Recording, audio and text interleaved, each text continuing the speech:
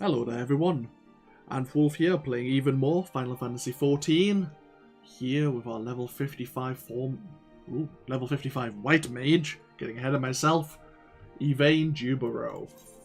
And where we last left off, we just got to the end of the A Realm Reborn patch story content, which was the patch 2.55, where it seems the Scions were a part of a plot to not only discredit them, but remove the Sultana from power by assassination so that the monetarists could seize power and control here in Ul'dah. Now, we really shouldn't be here. The Brass Blades, the Crystal Braves, if they spotted us, they would most certainly try to capture us and imprison us, as we have been accused of regicide.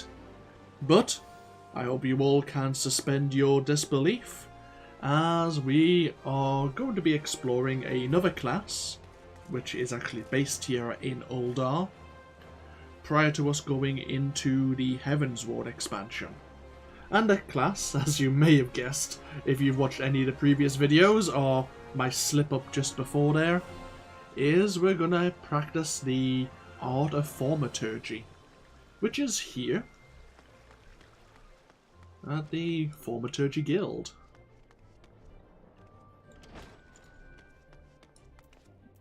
Oh, you have a quest for us.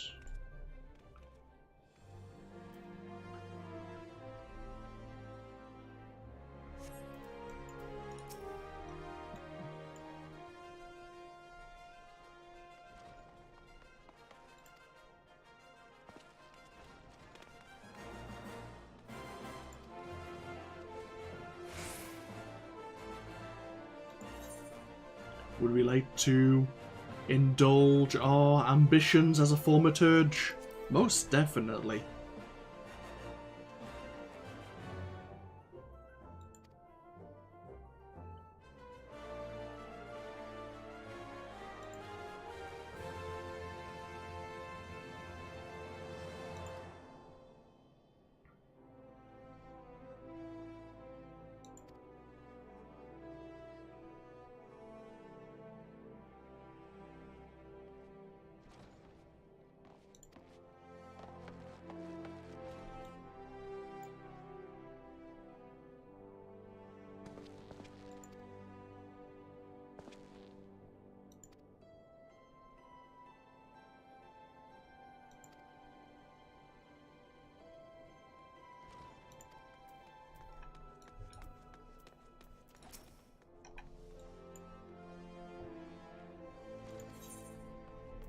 The Way of the Thaumaturge. Yayake wishes to reaffirm your desire to join the Thaumaturge's Guild.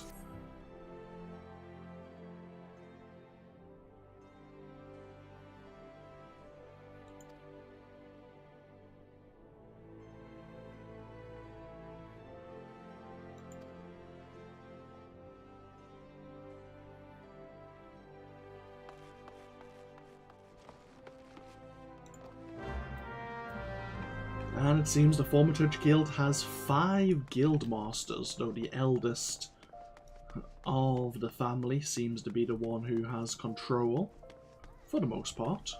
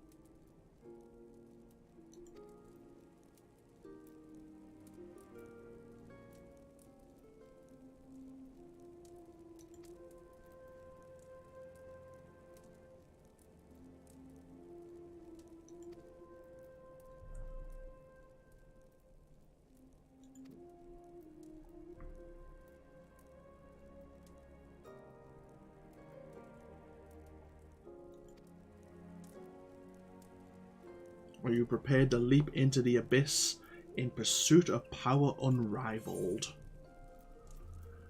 Most certainly.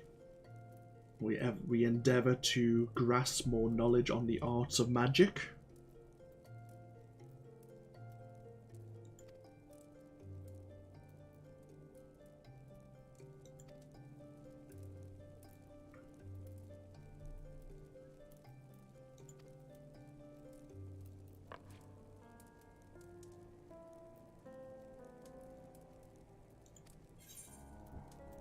So we've been given a weathered scepter and a square maple shield.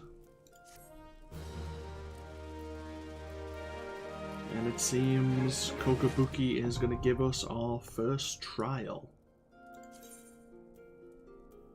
Obviously our main weapon determines our current class.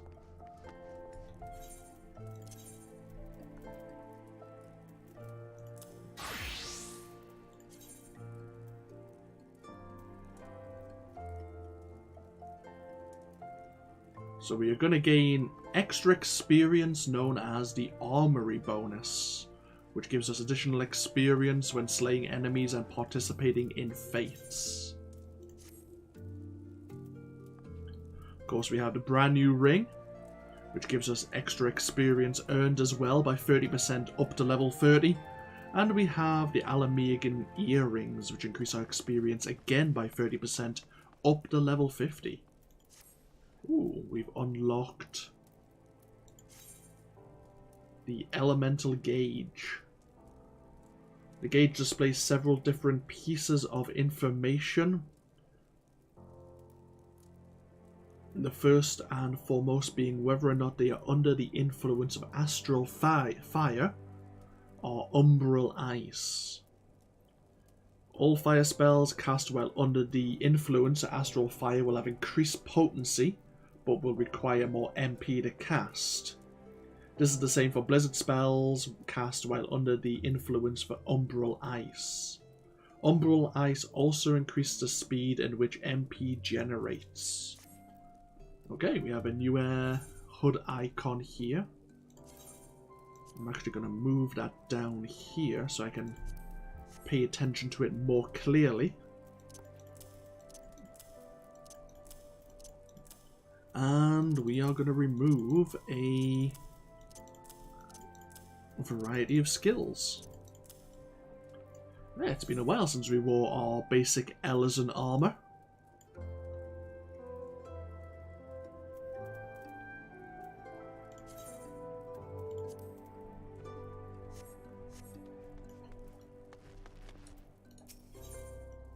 My first scepter.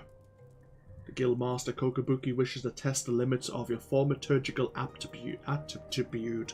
Pretty hell, that's a hard word to say sometimes.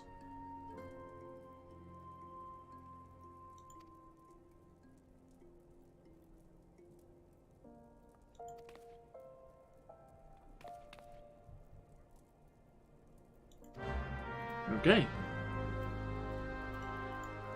So our initiation trial, we need to slay three different types of creature, as well as we have another quest I picked up before we started the stream. The Pugilist Guild has asked for leather, pelts to make several gloves and harnesses. So, before we head out, let's actually have a look at our new skills as a Thaumaturge. We'll learn fire in level 2.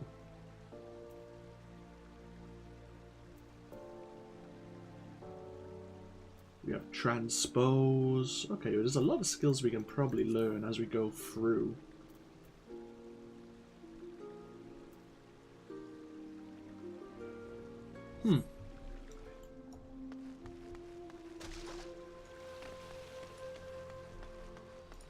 Let's head out.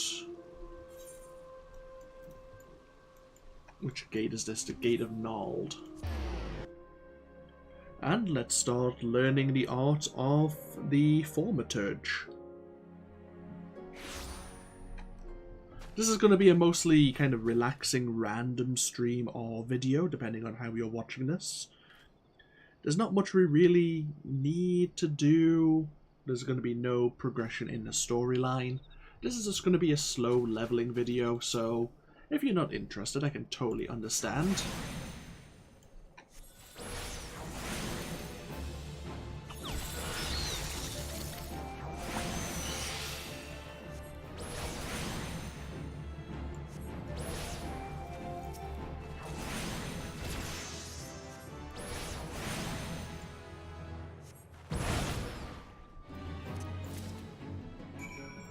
Okay. Astral Fire and Umbral Ice are special status effects which allow Thaumaturges to continuously deal devastating amounts of damage while conserving their MP reserves. Casting one of the fire spells gives a Thaumaturge the effect of Astral Fire, which increases the potency and MP cost of further fire spells. At the same time, it lowers the potency and MP cost of Blizzard spells, but prevents the natural or spell-assisted gradual restoration of MP. Conversely, casting one of the Blizzard spells gives the Thaumaturge the effect of Umbral Ice, which increases the speed at which MP naturally recovers. At the same time, it lowers the potency and MP cost of fire spells. As a Thaumaturge progresses in the level, the number of Umbral Ice and Astral Fire effects which can't be stacked at any one time increases. The larger the stack, the more powerful the effect. Learning when to switch between fire and ice is key to being successful in extended battles. So we need to learn how to manage our stacks of Astral Fire and Umbral Ice.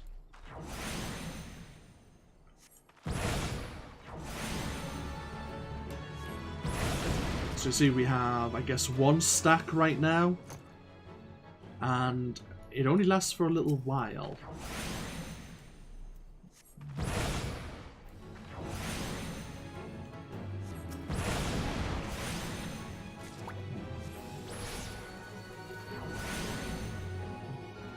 Let's see.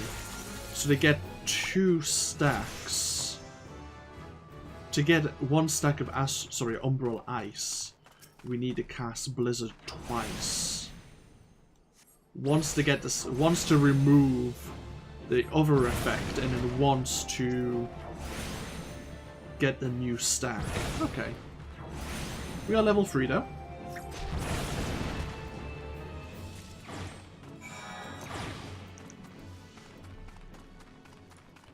Of course, we have the Thaumaturge hunting log available to us now as well.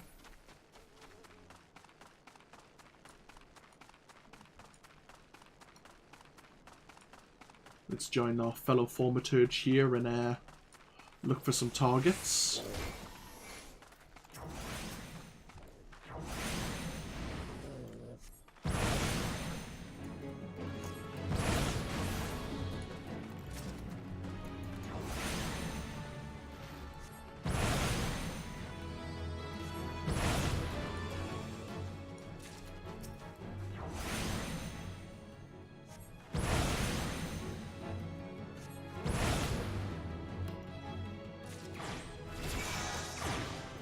Okay, so we've now learned Transpose.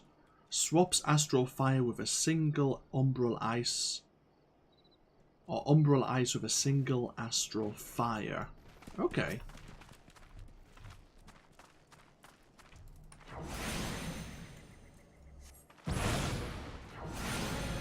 It has an 8-second cooldown.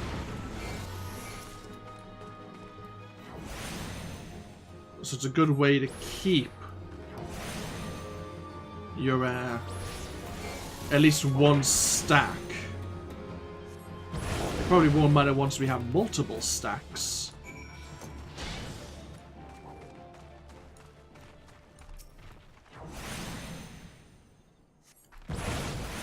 But it's a good way of not like only having to cast 1 spell to lose the stack.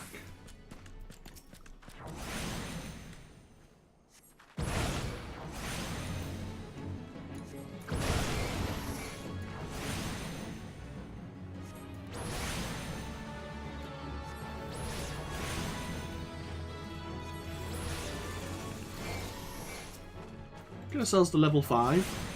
And then we'll go turn in these 2 quests.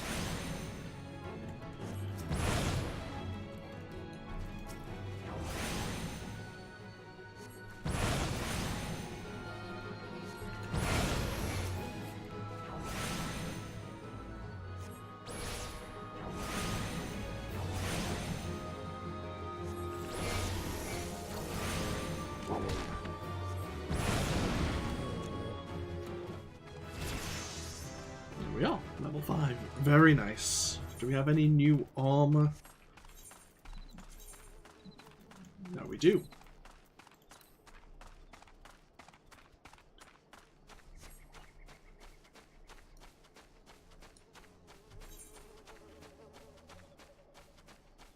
See, I grabbed a lot of my discipline of magic gear that I had from when I was leveling up as a conjurer.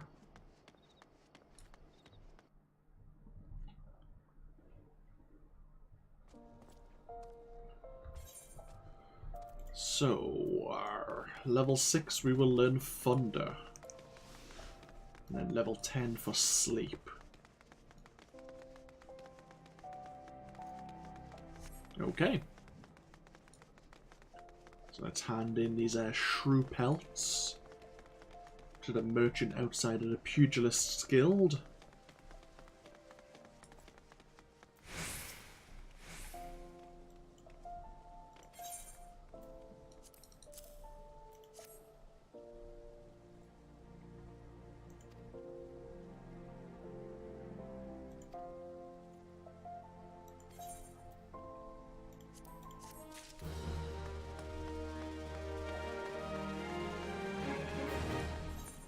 As I say, we'll start working on the Thaumaturgy hunting log, since we can travel to all the regions that the targets will be in, and that's a good way just to earn a quick bit of experience. It'll take us all the way up to level 50 as well.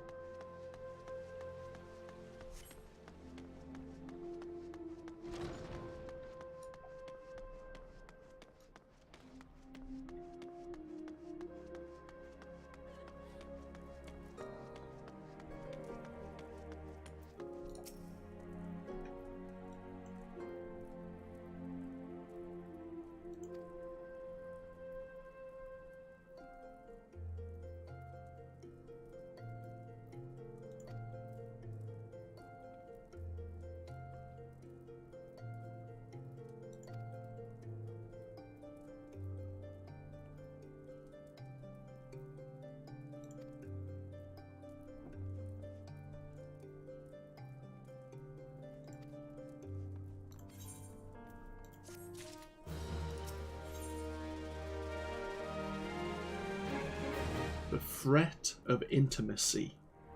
The Guildmaster here wishes to draw you further into the abyss of Thaumaturgy's secrets.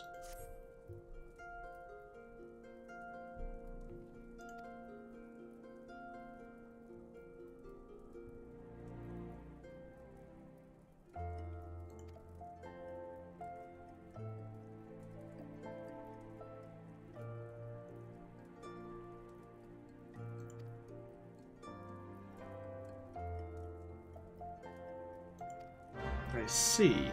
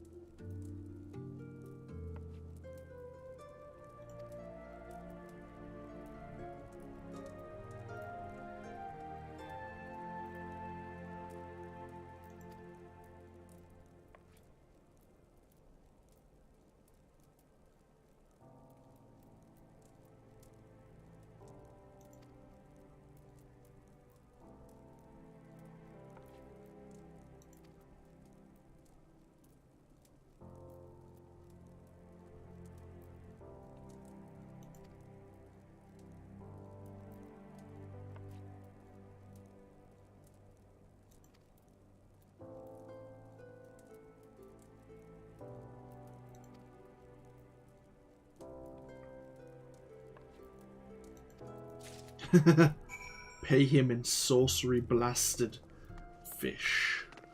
Well, bird, sorry, isn't it? We're using the dried fish to lure them in. Heading down to the Silver Bazaar, which means we're going through the gate of the Sultana.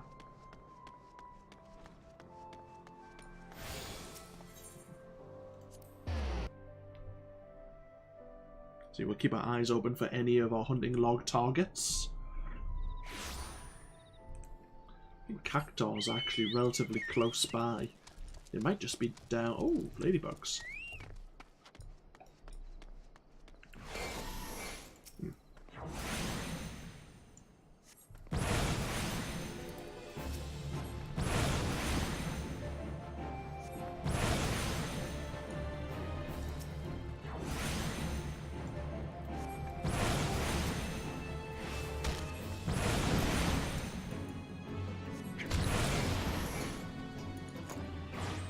Transpose is good for regaining mana, it seems.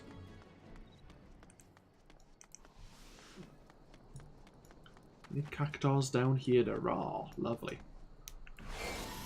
Ah, bugger. Getting used to when to get stacks of Astral Fire and Umbral Ice will be trying, it seems.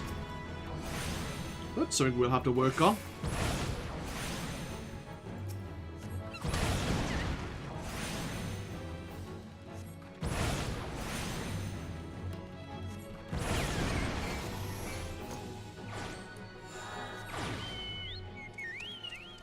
Okay, so...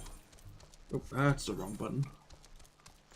Yeah, we're heading right down next to the Silver Bazaar. Could participate in this fate. It's a bonus experience. Ooh! And the goblins are actually a target for us.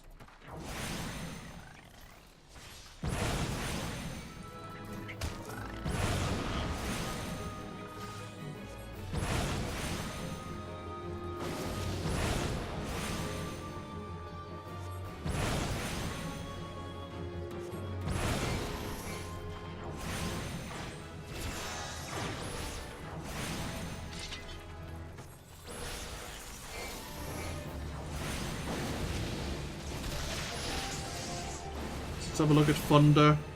Deals a small amount of lightning damage, but then does damage over time. Only one Thunder spell induced damage over time effect per caster can be inflicted upon a single target. Right, so we can't stack multiple lightning effects.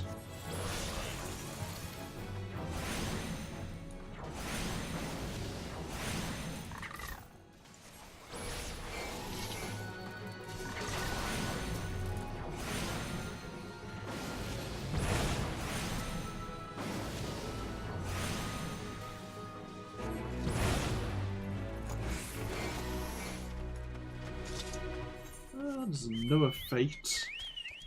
There's only 3 minutes of it left though, unfortunately. We'll go involve ourselves in the battle fate next to the Silver Bazaar.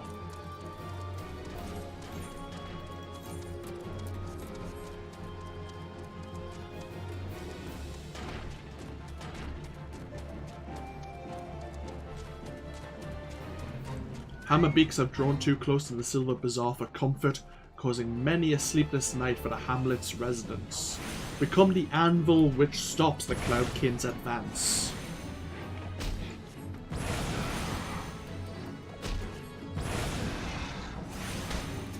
These are pretty tough, actually.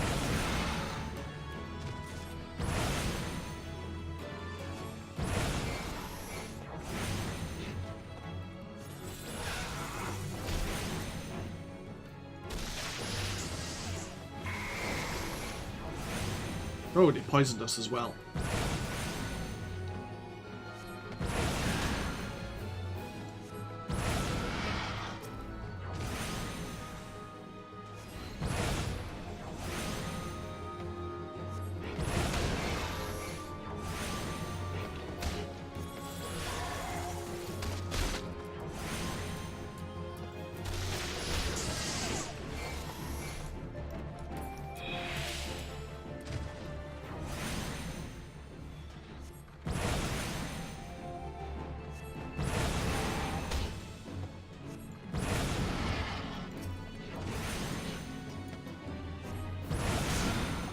You'll notice, of course, as our MP is increasing, so does the cost of our spells, regardless of which aspect of Thaumaturgy we're under.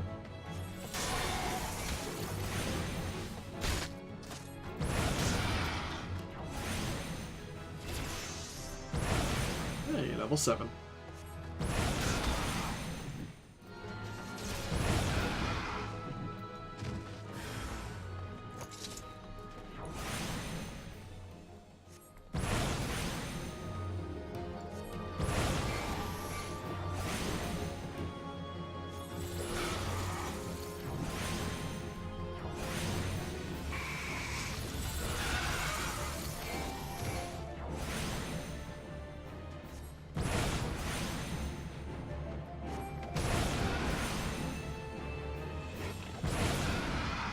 Okay, we'll leave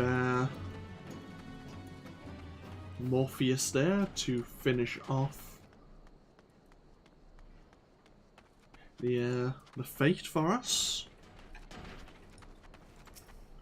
Well, we will use this dried fish to lure out our target.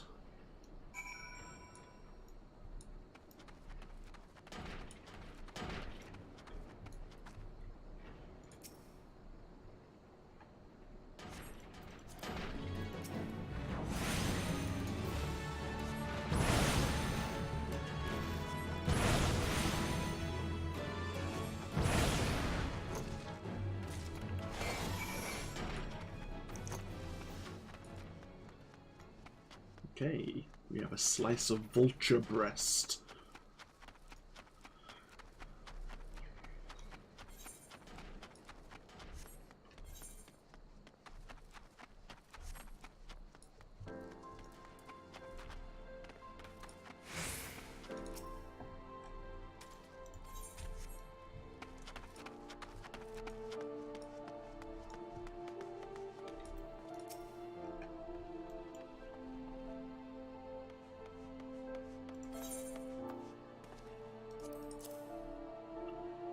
Vulture breast tastes remarkably like chocobo. How would we know that? I wonder. Sometimes I do.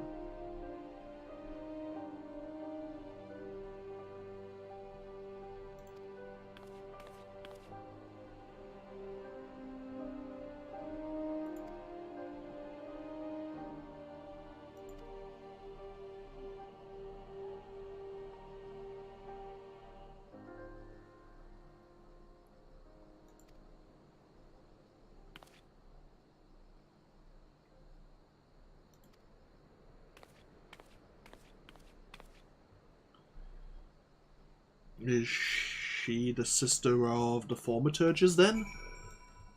Maybe. She didn't seem happy. Should we go... We're not level 10 yet, so there's no real point to really go back to the Thaumaturges just yet. We may as well clear out some more targets. The Eorzea feeders seem to be our only target here in Western Fanalan. I think I remember where they are. Oh yes, they're just actually close by. I mean, of course there are quests here that we could pick up. Or we could just participate in a variety of fates as they spring up, because they are good experience. The Eorzea feeders should be... Ah, there they are.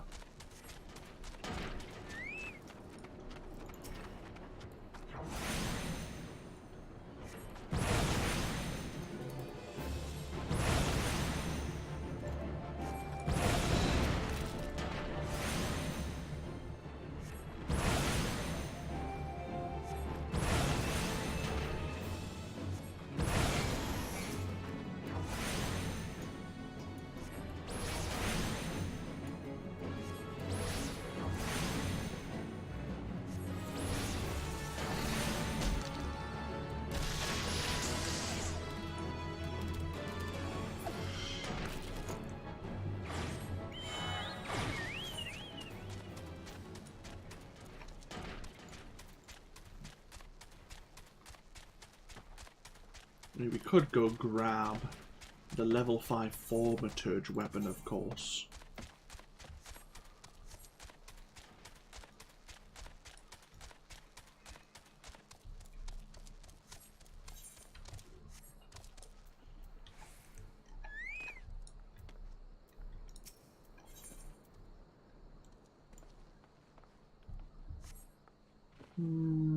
Yeah, sure, why not? A dabble, do ya? The trader Guntram is furiously ransacking his cargo at Scorpion Crossing, looking for all the world like a man who has misplaced something.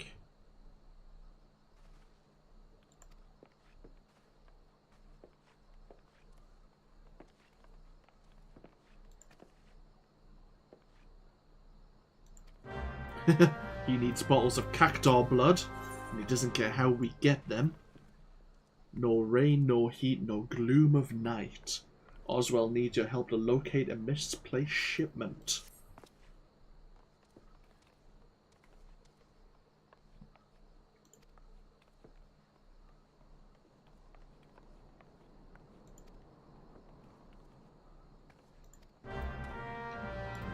Okay, there's free crates for the East Aldenard Trading Company, which is actually Lord Lolorito's business, I believe.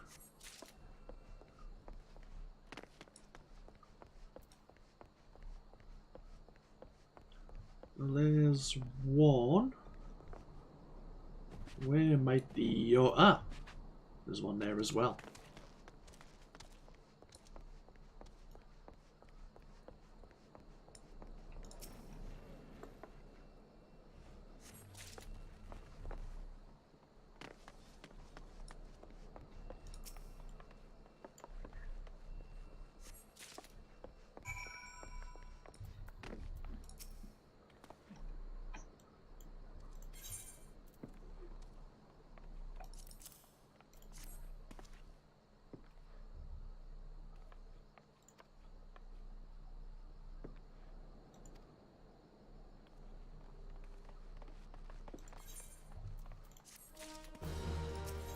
Grab another quest while we're here.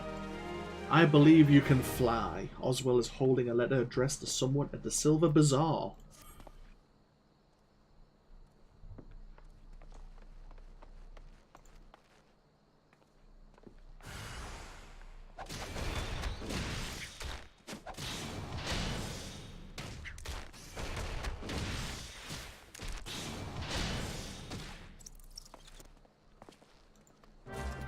Okay. Yes, is to go look into Kiki-Poo as well over at the Silver Bazaar. We can do that. Let's go grab some cactuar blood first of all.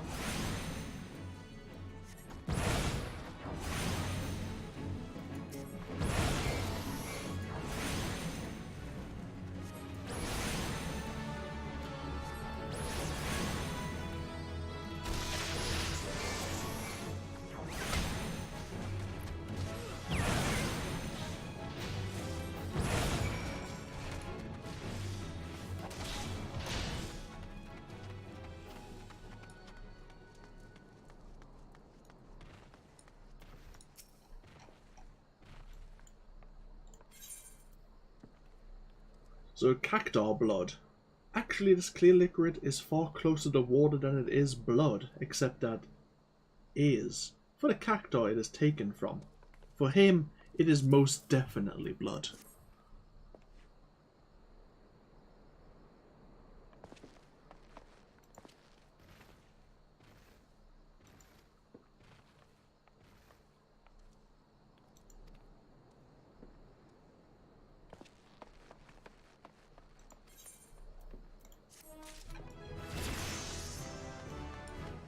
Hey, we've learned a role ability. We've learned Addle. Lowers target's intelligence and mind by 10%. I don't know if that's good or not. Does that weaken them? I mean, it's good for PvP, I imagine. We might as well do this gathering quest while it's active. It's a gathering fate. I haven't really done a gathering fate just yet. Fairly straightforward. There are various items lying on the ground. There are also unique enemies in the fate that you can slay, and then you just turn them into a vendor. The workers of Hammerley require earth sprite cores to help harden the land before they can drive their massive piles.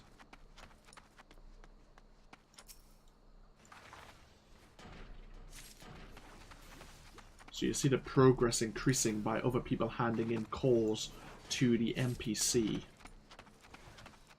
As I say, these cores do respawn on the ground. You can kill some earth sprites as well.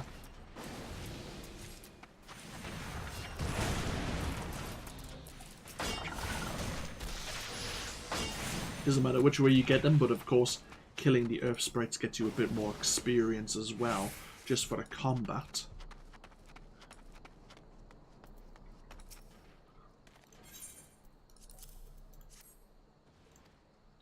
So there's 7.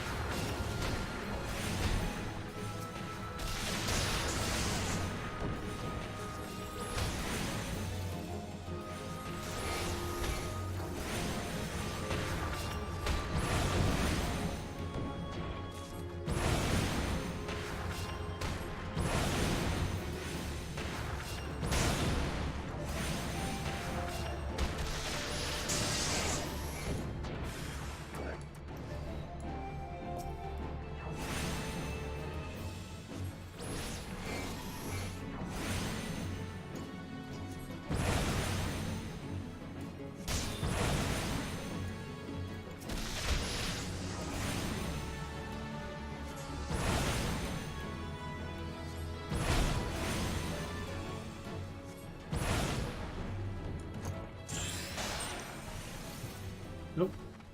We'll turn in these cores and then you have 60 seconds to turn in a few more. That's 15 we've handed in. So yeah, everyone else has 60 seconds to turn in what other cores they have, and then the quest will be complete.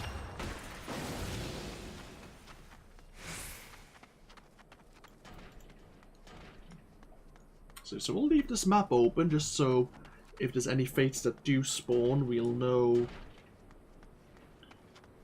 to involve ourselves. There's a new fate that's actually going to spawn in a moment. We'll wait for someone else to maybe activate it. We'll go get some of those hammer beaks.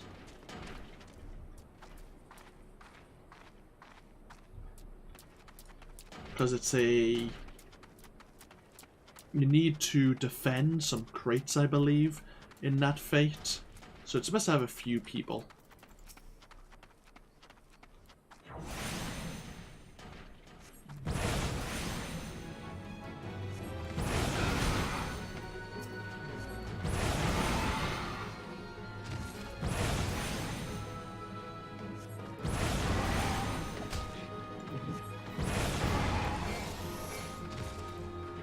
This fate will activate in a moment, and then we'll get ourselves over there.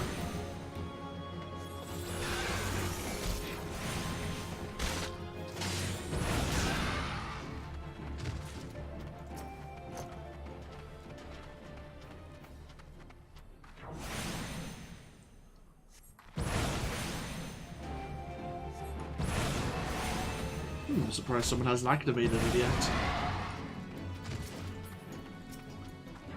Oh well, if not, we'll go do it.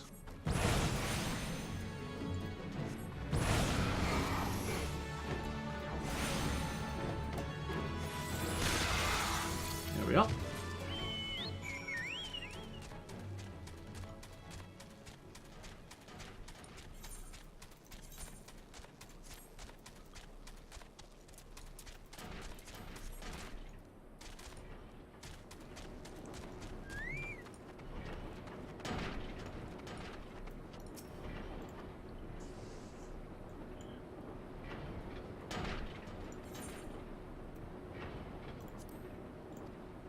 Oh, wood here.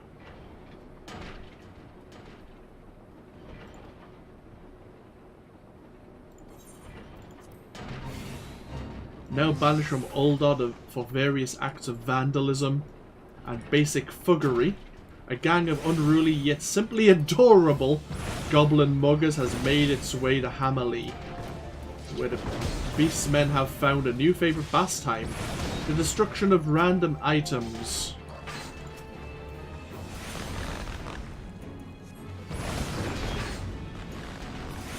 We're in a bad state, actually.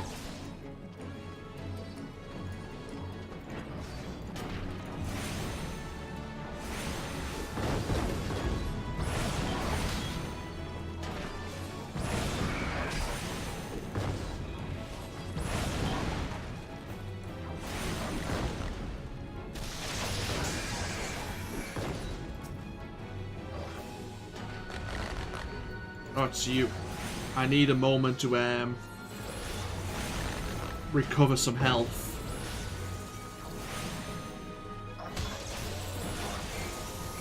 These shipments are being destroyed though. This actually could fail. Yeah, the shipment's gonna die. Oh well. Yeah, we failed. We got a little bit of experience, but...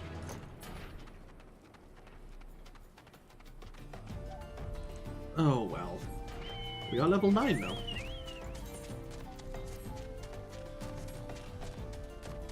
We'll speak to Kikipu here at the Silver Bazaar.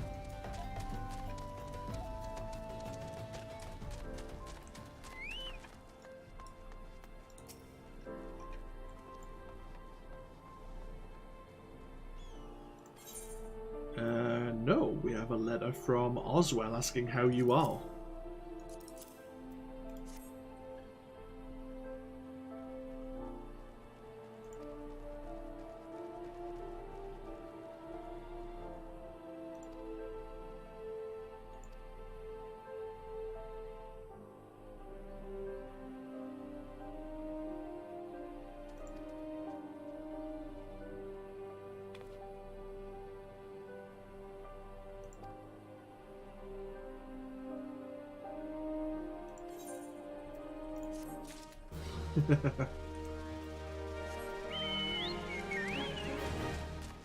Okay. In fact, we should be using our Chocobo, shouldn't we? Speaking of, how is my Chocobo? Almost rank 5. We might switch him to... yeah, we should probably keep him as a healer to support us. We'll go deal with this level 9 boss fight.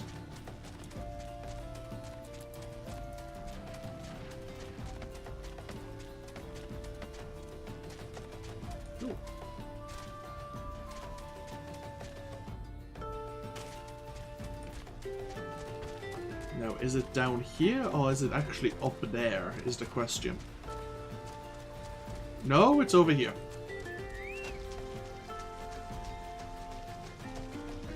The doomed Gigantode. Before the calamity, the brass blades were flooded with reports of a giant toad-like creature roaming the desert, lapping up poor Lalafellan travellers with its long, sticky tongue. Now, 10 summers later, rumours of a doomed Gigantode have surfaced once again.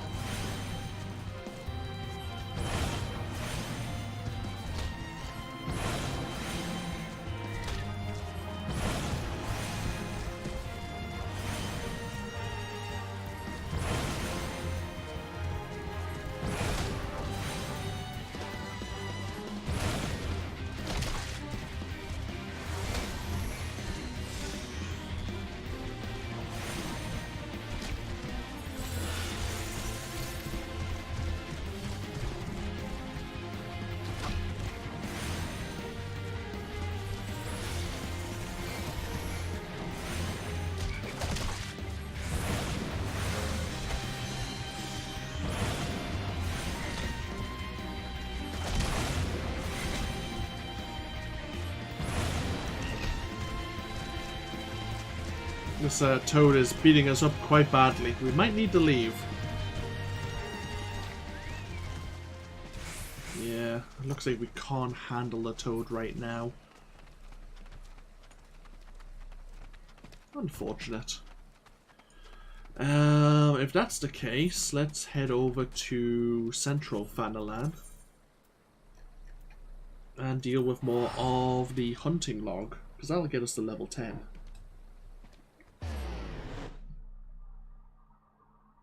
Also, there's a few fates here we could participate in.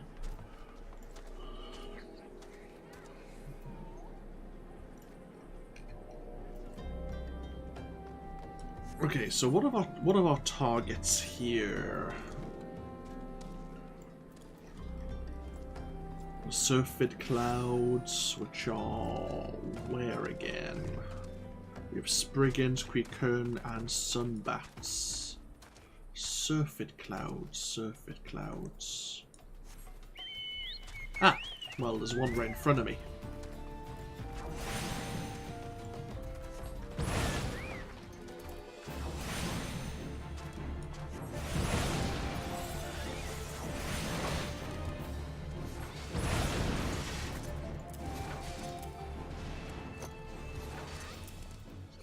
I should probably give my Chocobo the free stance.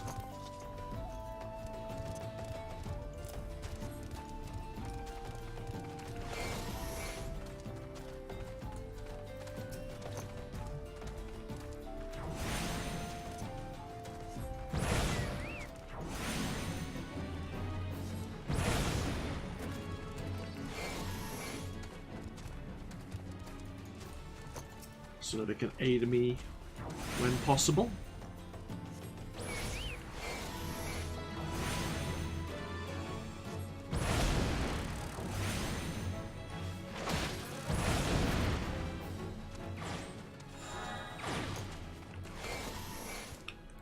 Okay.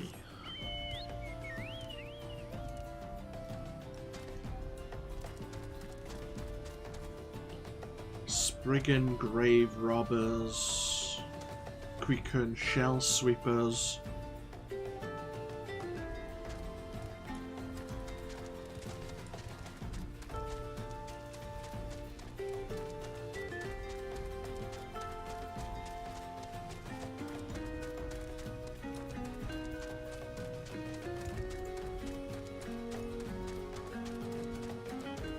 There's some more Hammerbeaks over there.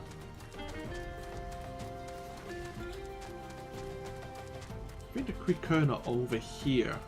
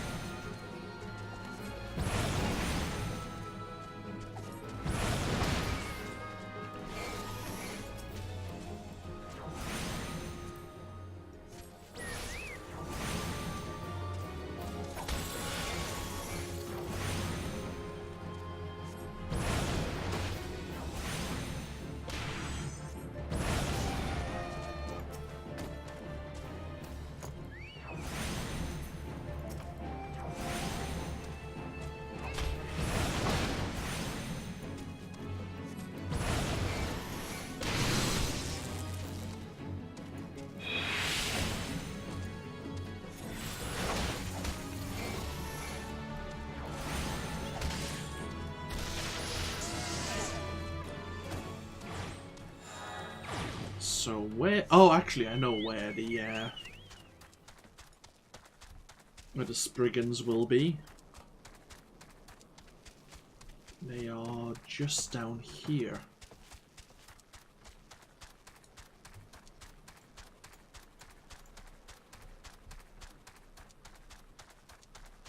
This is where we just escaped from Uldar through the old waterways.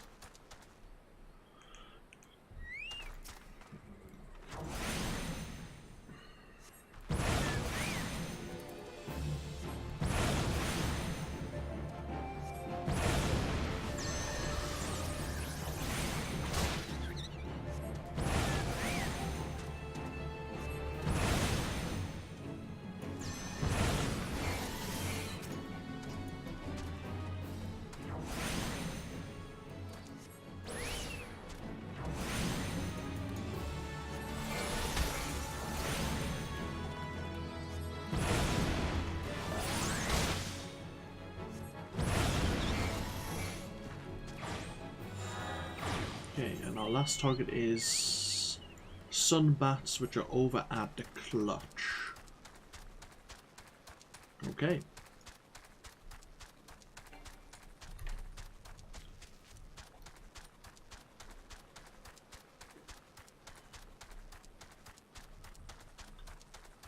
Here's a level 14 boss fate. I think it's a Gigantode again.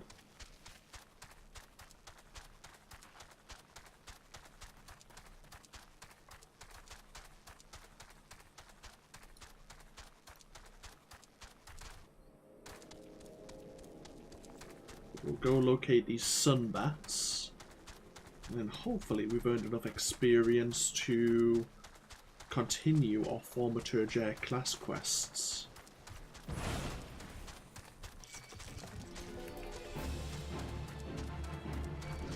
Oh bloody hell. Making lots of friends.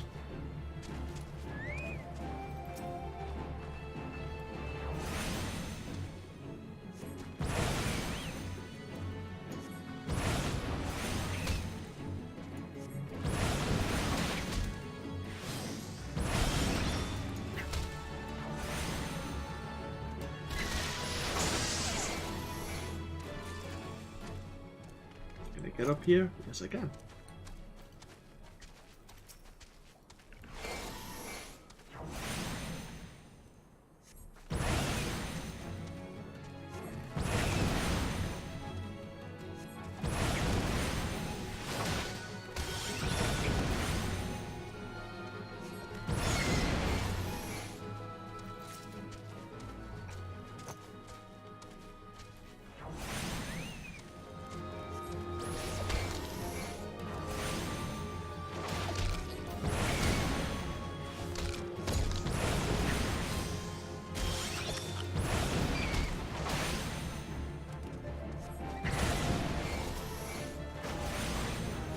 Yay, level 10. Happy days. We've actually learned sleep.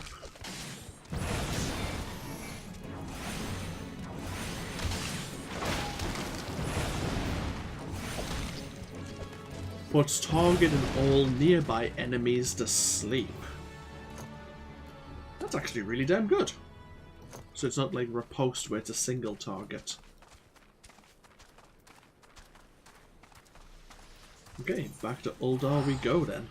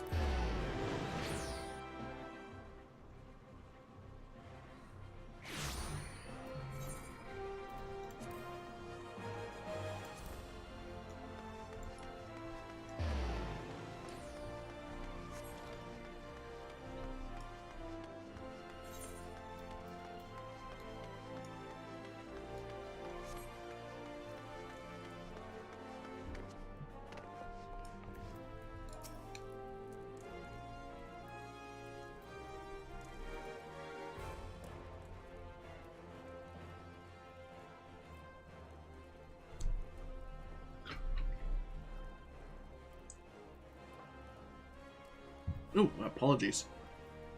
Had a bit of a bit of pulp in my orange juice there. Caught me by surprise.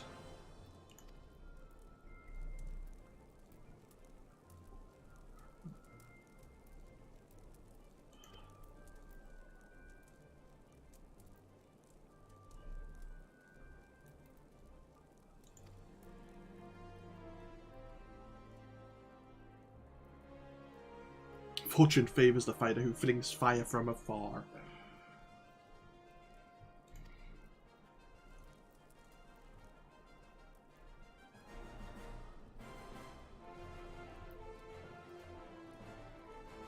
Honor is for knights and dead mages.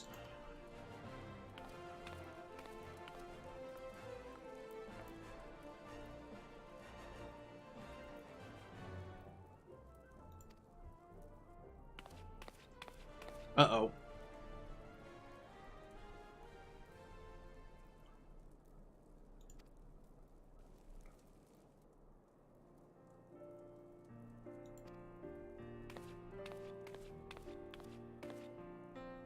Oh.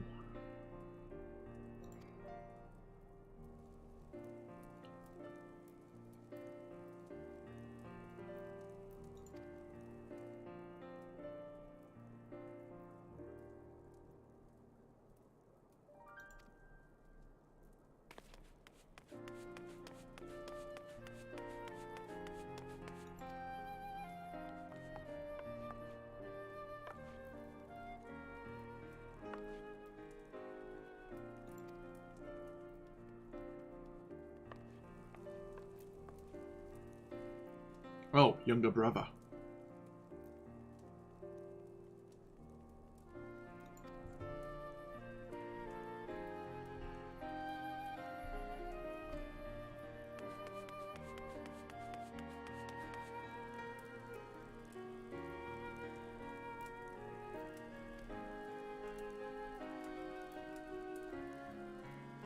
Back to the abyss with you, in the most encouraging manner possible.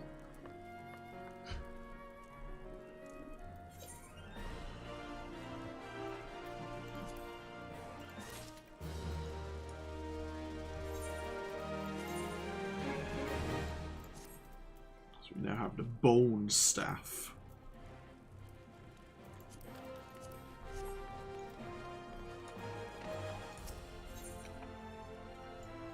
The threat of paucity. The Guildmaster wishes for you to learn from the second chapter of Thaumaturgy, the Yawning Abyss.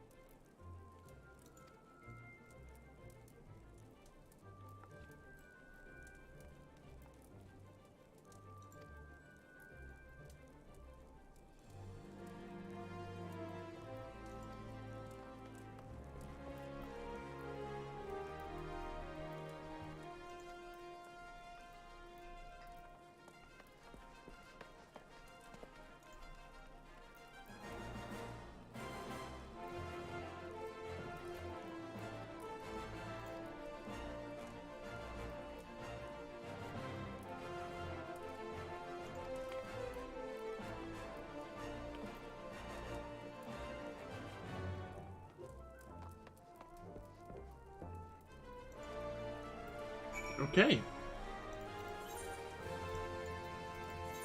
Seems we need to head back up to Blackbrush Station. We need to learn how to balance our astral fire and umbral ice. Otherwise, we are a mage or a woman with a pointy stick and a funny hat.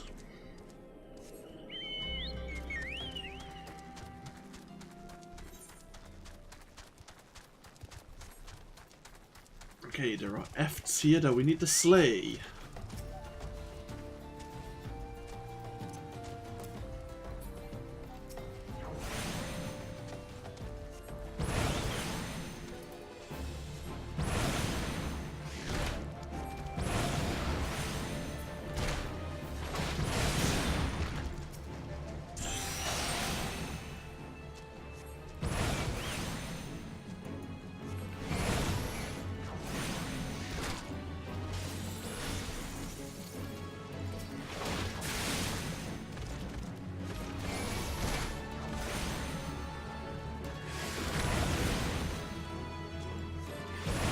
Unless the later stages of Thunder have an AoE ability, I could see myself focusing more on casting the fire and ice abilities than anything else.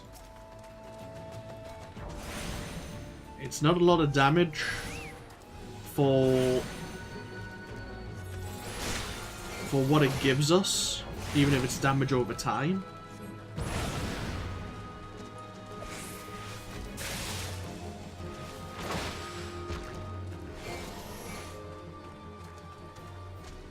it doesn't encourage me to actually use the ability.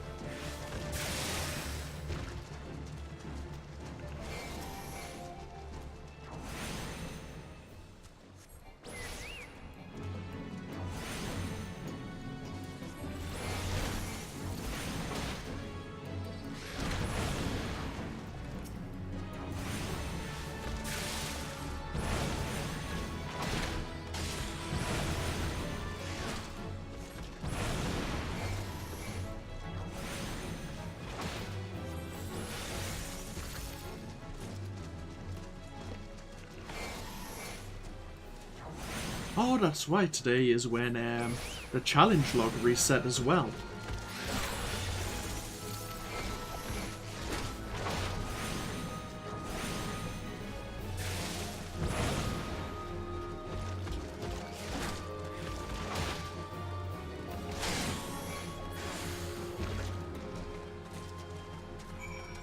Okay. There's our quest complete. We may as well participate in this Fate Survivor Rats. Now we'll go turn in our quest.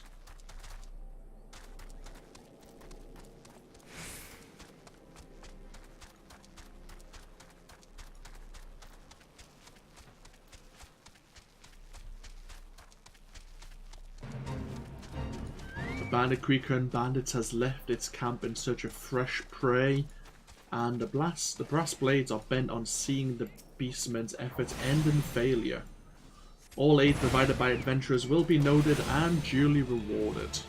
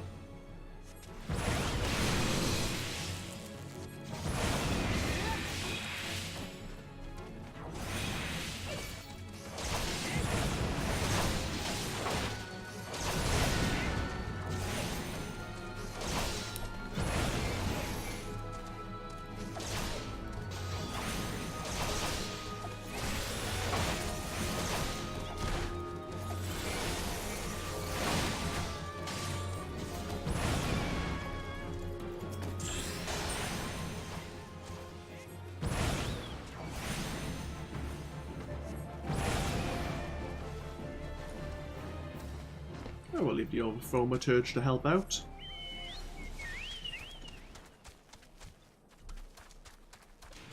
Okay, and back to Uldar we go.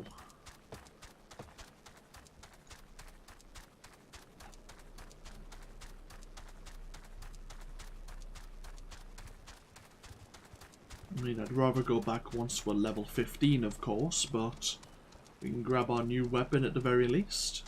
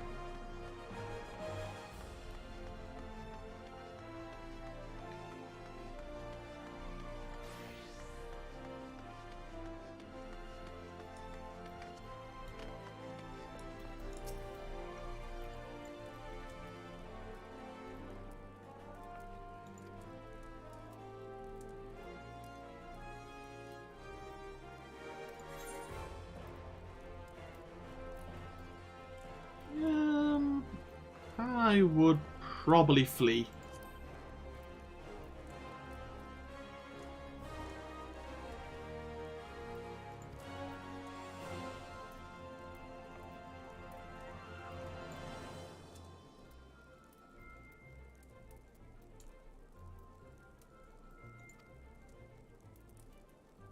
Annihilate some Amalja bandits who made off with ether-filled vials.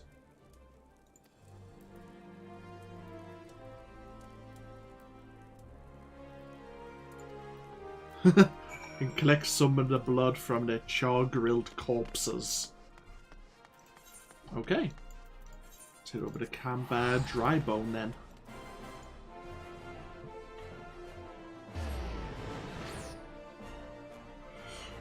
No doubt we'll have some targets here in Eastern Fanalan. Let's go have a look.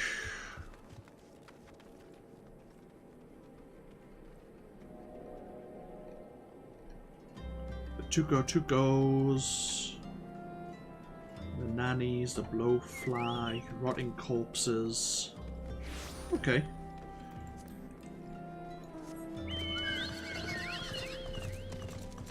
I think the Tukos are up here.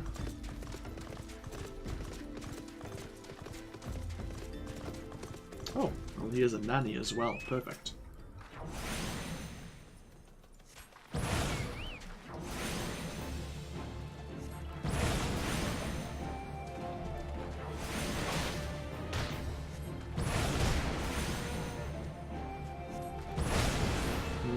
They're quite tough, actually.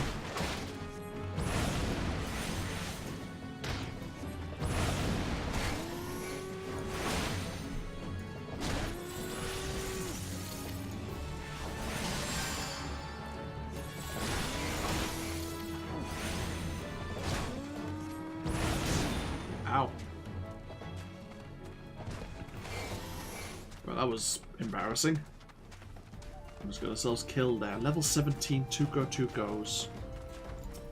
You're level 24.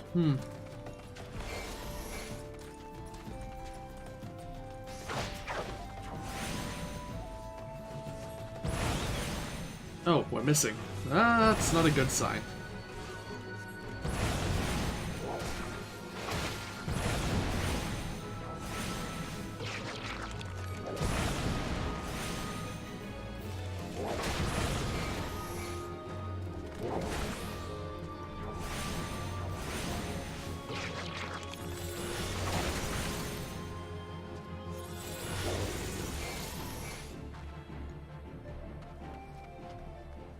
I mean, we can handle them, but just...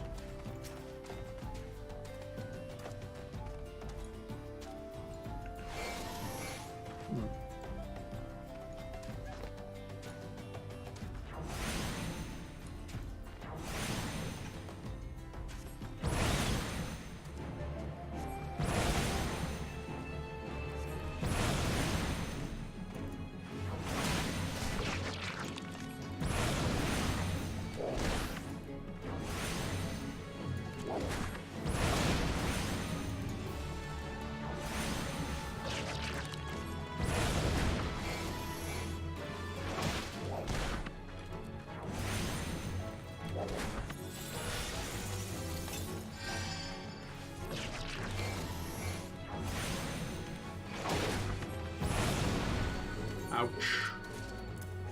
We had to actually use a potion there. Yeah, we probably shouldn't be dealing with these just yet anyway. We should be dealing with the targets still in Western Fanalan. They are worth quite a lot of experience though. So just suck it up, get it done.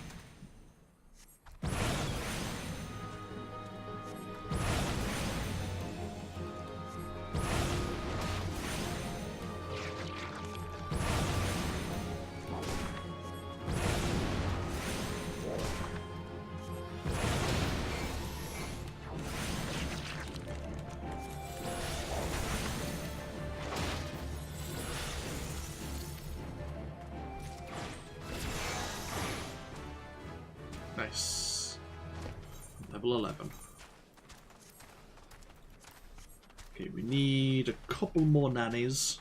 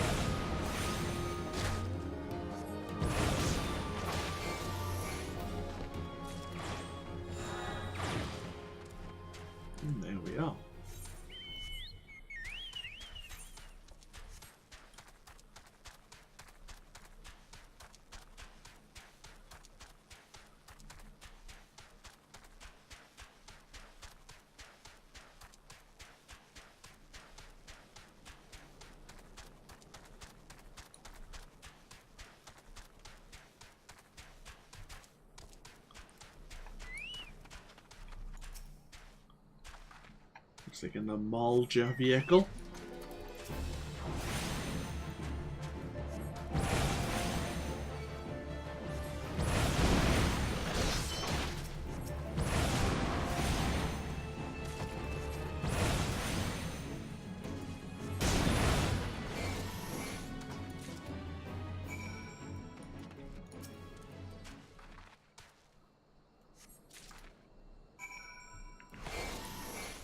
Okay, back to the Thaumaturgy Guild once again.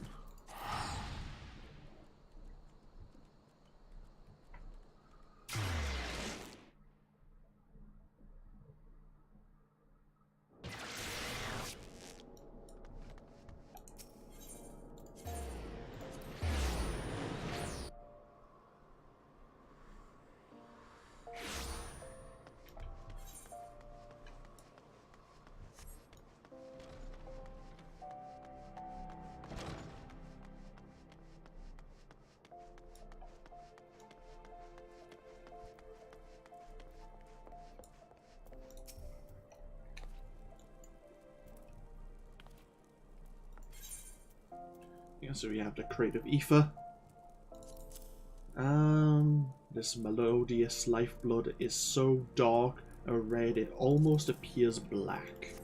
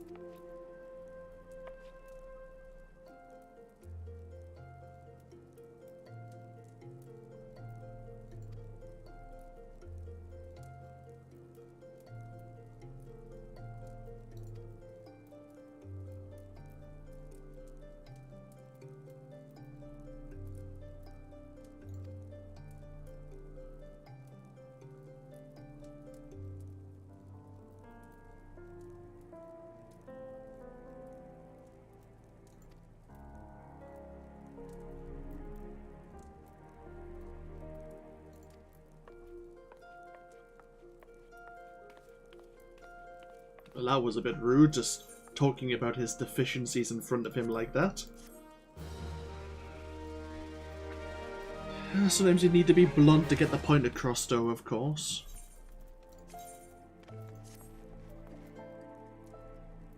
So we're now wielding a copper scepter.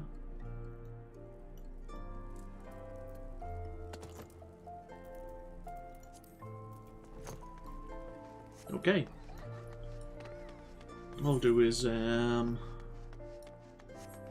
need to get to level 15 before we unlock our next Thaumaturgy quest. Pray tell, give me give me a moment. And then we will go do some more of the hunting log. I'll be right back.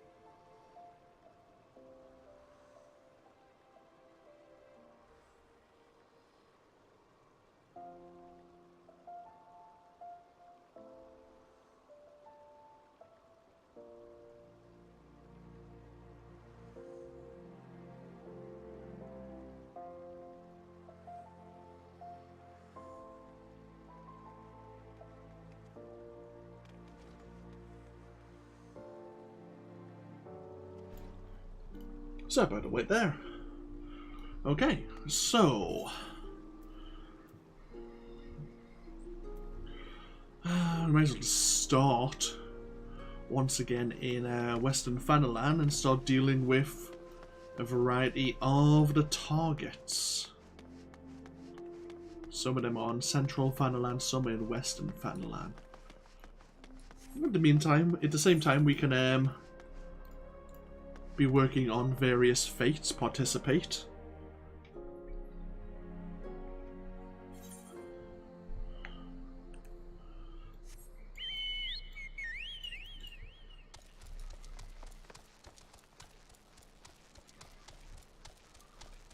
We can deal with the copper goblins again, I think.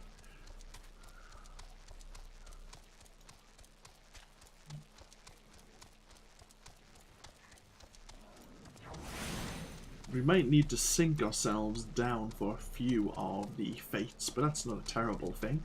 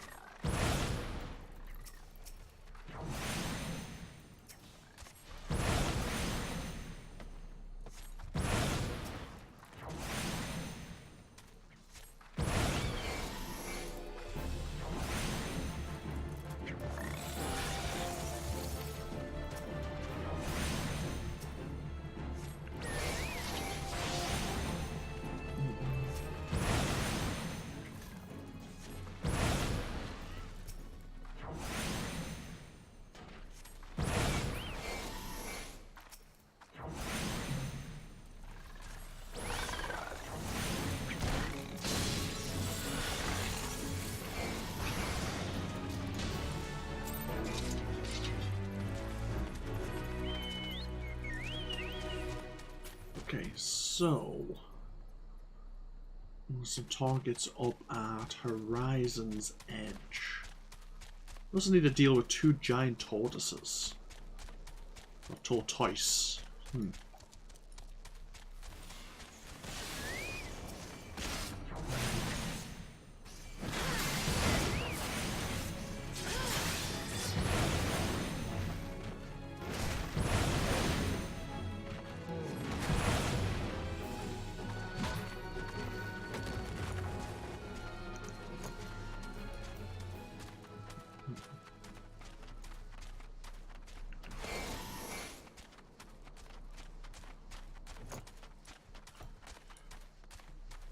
Let's see if we can find another giant tortoise anywhere.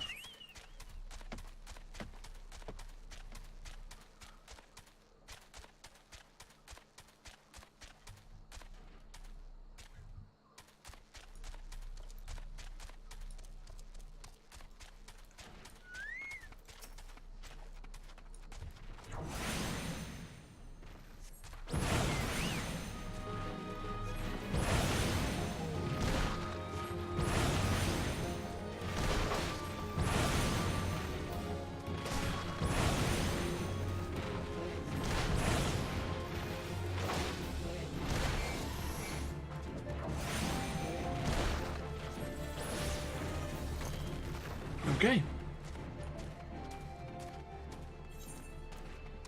So, Horizon's Edge. The Footfalls, which are up past Horizon. And Bloated Bogies, right. So we need Horizon's Edge first of all. And then we're going into the Footfalls.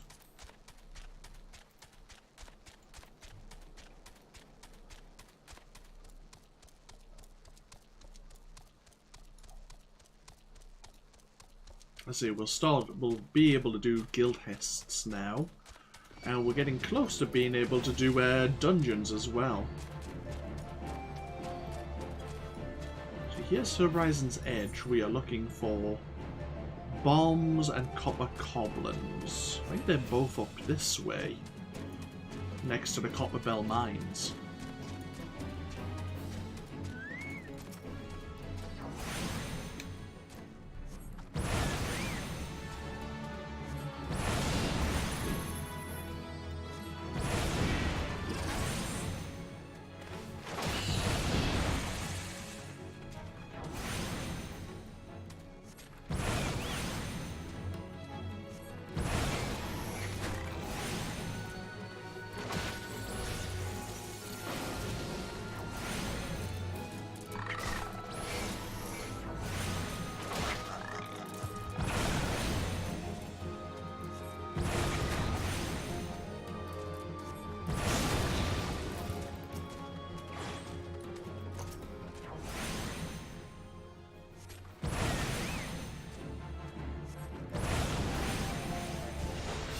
Ah, this is not actually one of my targets.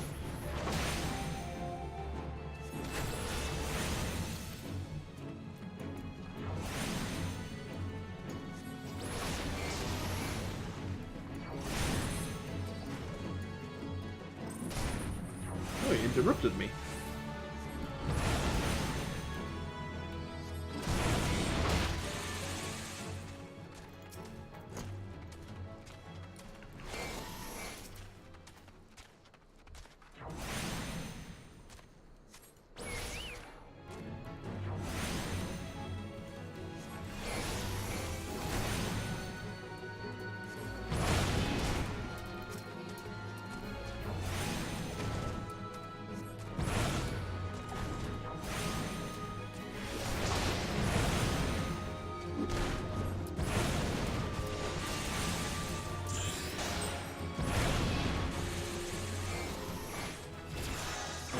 Level 12. We've learned Blizzard 2. Deals ice damage with a potency of 50 to all nearby enemies. Has a shorter cast time. What I might have to do is play around with my key bindings again. Actually, let's have a quick look at that. Hotbar. Hotbar 3. Why don't we do that, and say that.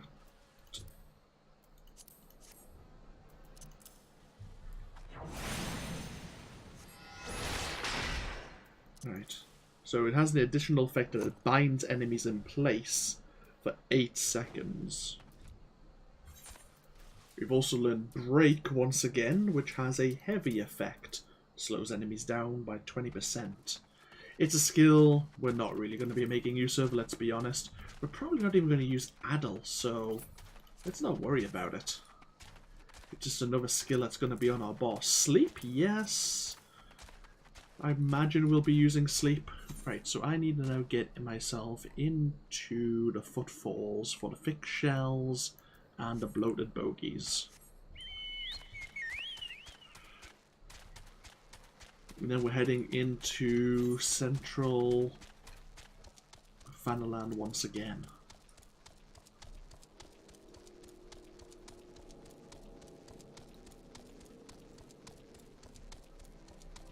Now, of course, one of my viewers, Bandit, who was here yesterday and has been for the past week or so, was talking about doing Palace of the Dead as a good way to level up your character, which is probably quite true, but as I've openly admitted, I've never tried Palace of the Dead with any class, ever. So I don't know how that would go, and I'll be honest, I'm a bit nervous about it. So I stick with what I know, which is blowing things up on the world map.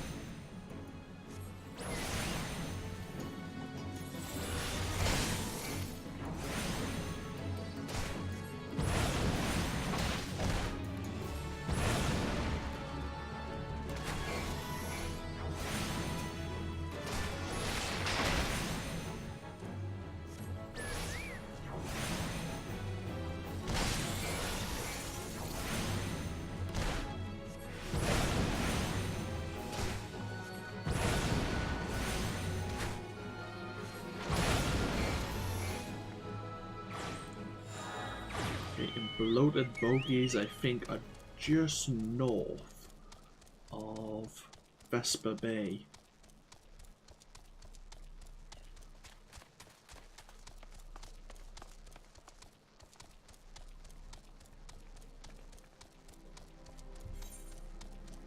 Should probably get our gear repaired before long. Okay, bloated bogies, yes, they are here. Wow, level 20. Really? Oh, they're the last target though, aren't they? They are, right. No, well, these are going to be damn tough. Okay then. Am I geared? There is slightly better gear. Okay. Here we go. Oh, good start.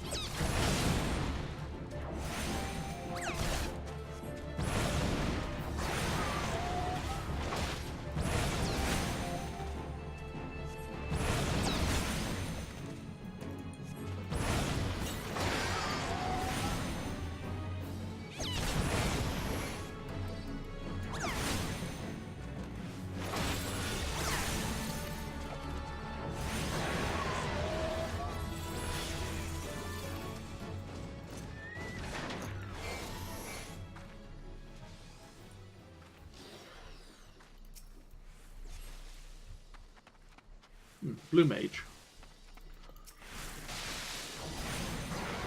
Oh, wait. Oh, Christ. I wasn't at full health. Oh, well.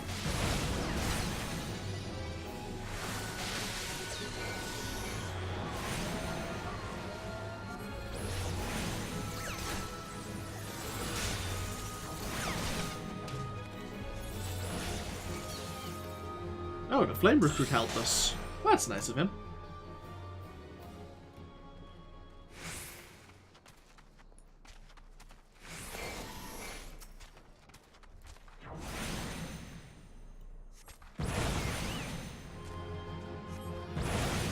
We're going to have to be ever mindful of the increasing costs of our spells.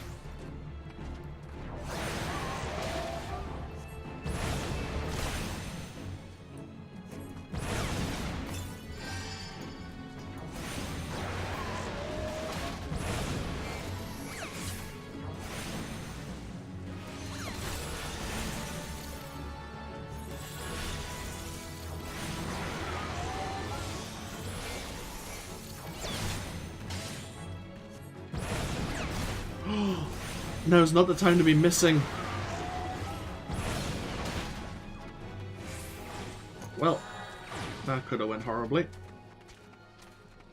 We're close to level 13 now, which is quite nice. Right. Let's head back over to Blackbrush Station and see where our other targets are.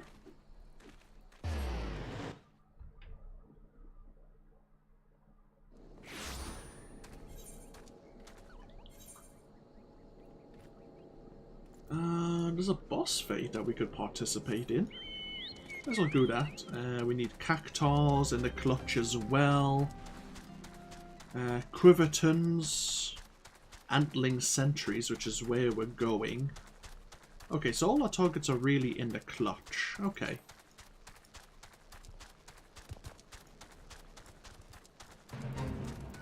The Nest Commander, Giant Antling from Hell's Brood Holes, is out hunting again. Volunteers are wanting to see the violent Vilekin slain.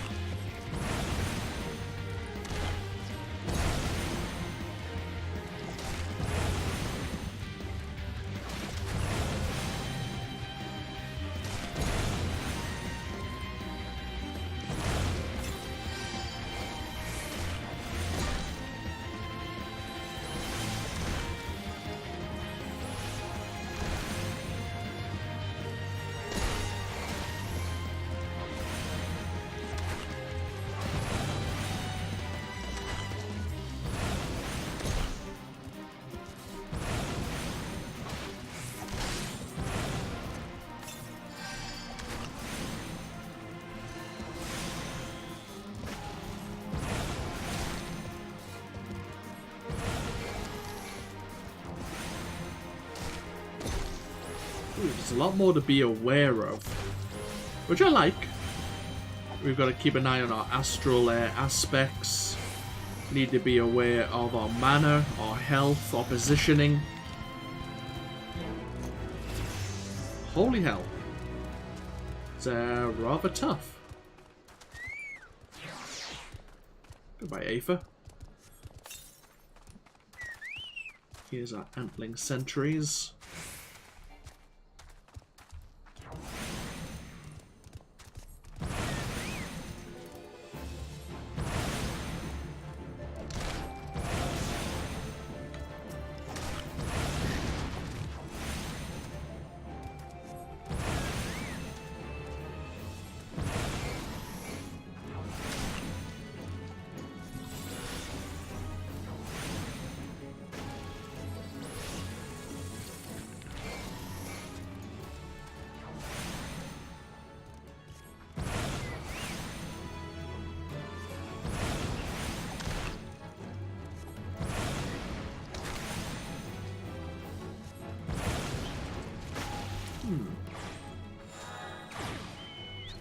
So there's 2 collection quests ongoing right now. A few arrows short of a quiver, which is next to the Quivertons. And the attendees we need to get. And I'm sure there's a gathering quest next to Lost Hope.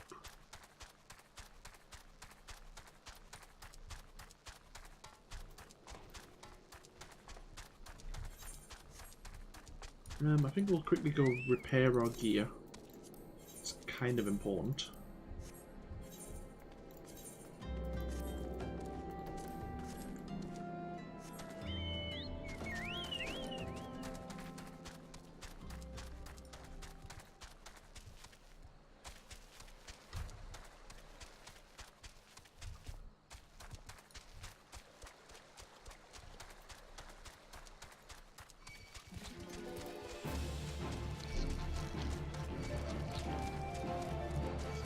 Leave me bloody alone. There's the other cactuars. The summer home of an Earland Quiverton, former syndicate member before tragically losing her life in a calamity, has been occupied by thieving bandits.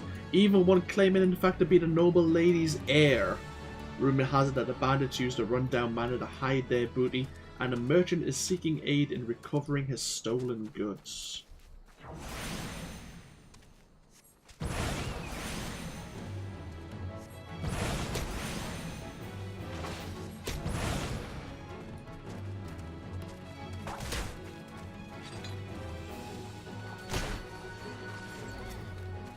Oh, bloody hell, people are working hard.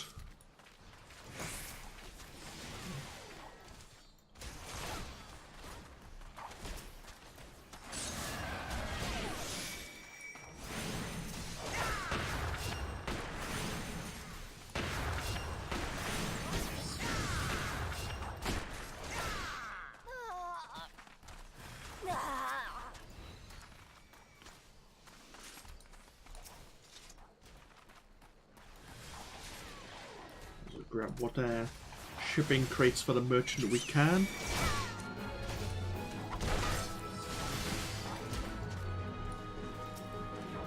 Oh, your god, we don't need to deal with you.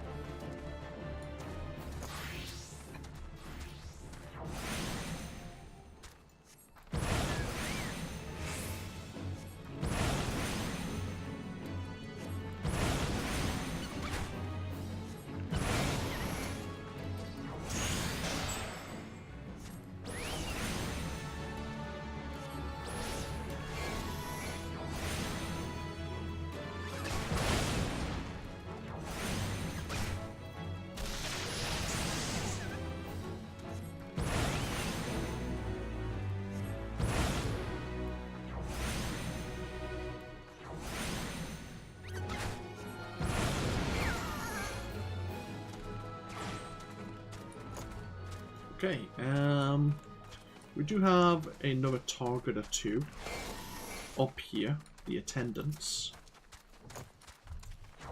So we might as well clear them out before we go do that other fate just to our north.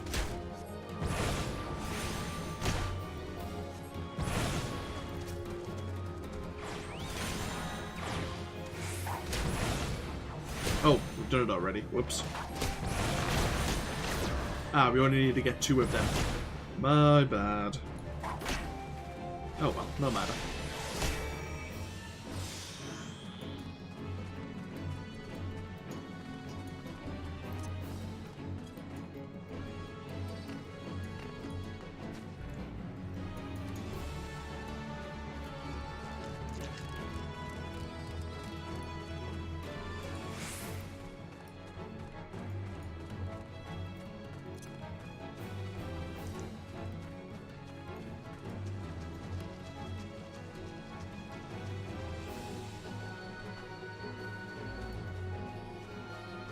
Damn, that handling soldier was persistent. Okay. Hungry hobbledehoy.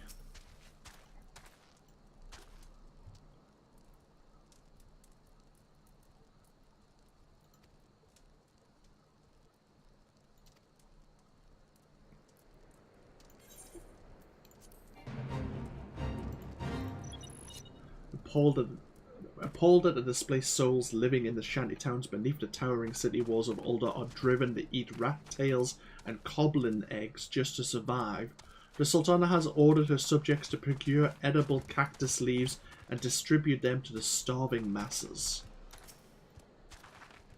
So we can kill cactos for this fate, or we can just gather the cactus leaves. Whichever one works.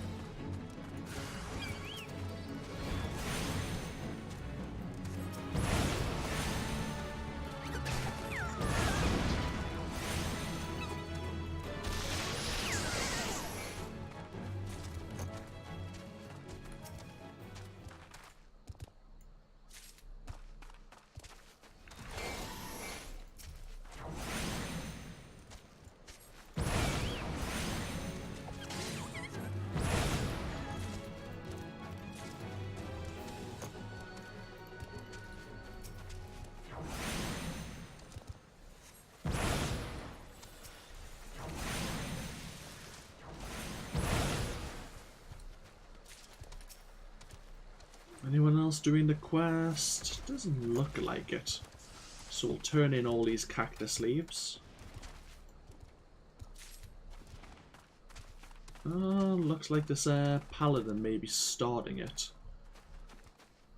Let's see how many we've actually gathered so far. 17, holy shit. While not very pleasing to the palate, cactus leaves provide adequate nourishment when there is no one else save goblin eggs to eat.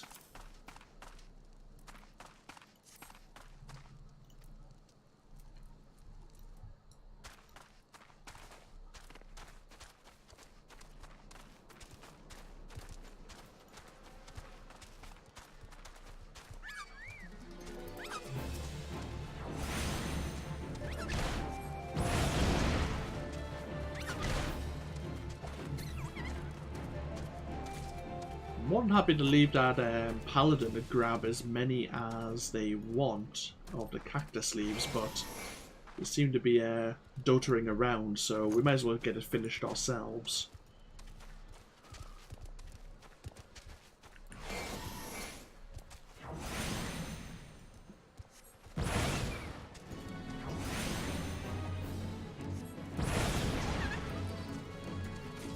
I don't think they quite realise what you have to do.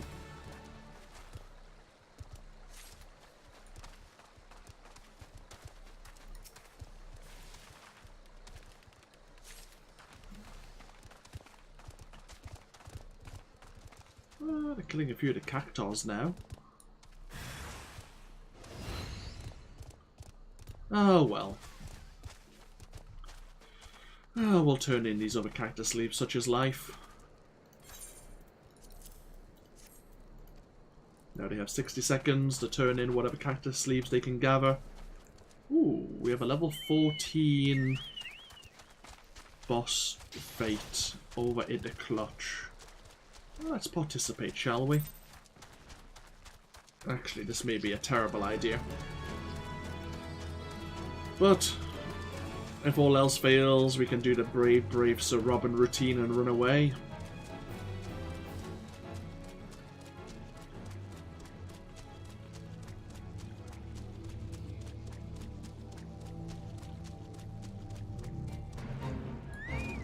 Terrible monster known as Voidianoi is living in the pools beneath the unholy air. It has been dragging his victims into the water, where he lies upon them until they asphyxiate. One would think that the Wavekin then eats his prey, but such is not the case, as the corpses are left adrift in the pools until they are consumed by jackals and carrion crows. Could it be that this toad just kills for pleasure?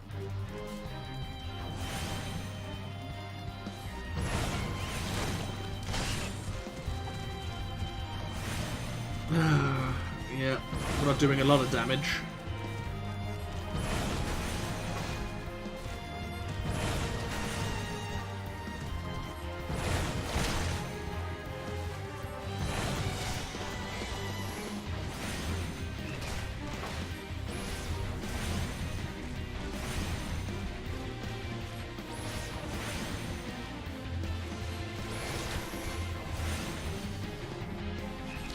Yeah, let's not. Let's just leave.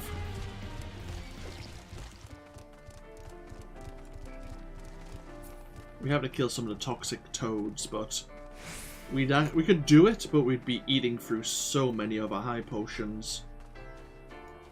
Oh, Christ.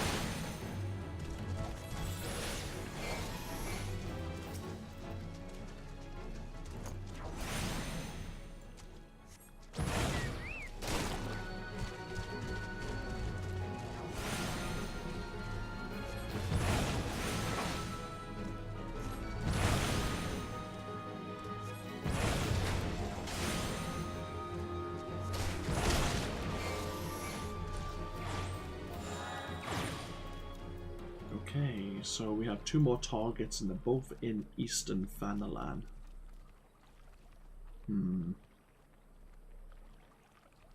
Both around Camp Drybone as well. I think they might be to the east or the south. The rotting corpses, I think, are to the north. Well, we're nearby Eastern Fanalan anyway. Let's just ride to that region.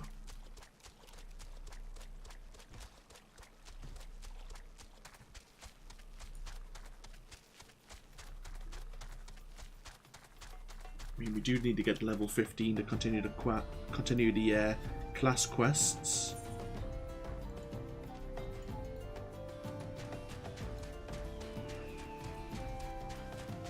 Right, so... well, there's a fate here, I suppose.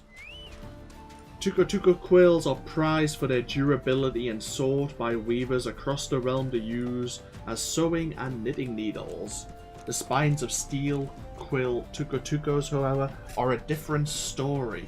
When shed along the Royal Sunway, they can cause grievous injuries to chocobos and other beasts of burden who use the roads. Slay the Tucos and keep the thoroughfares clear.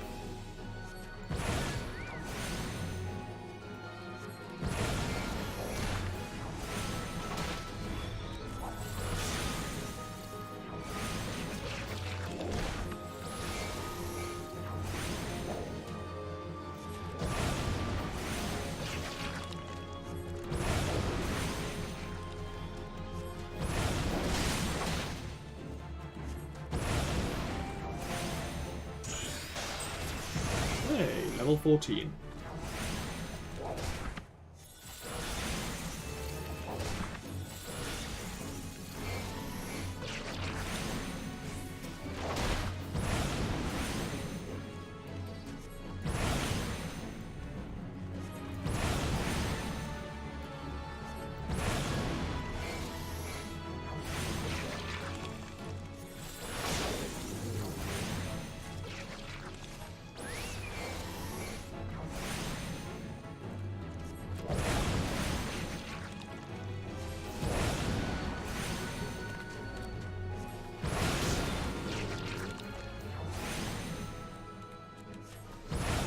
Nope, there's the quest complete. There's level 17. May as well participate.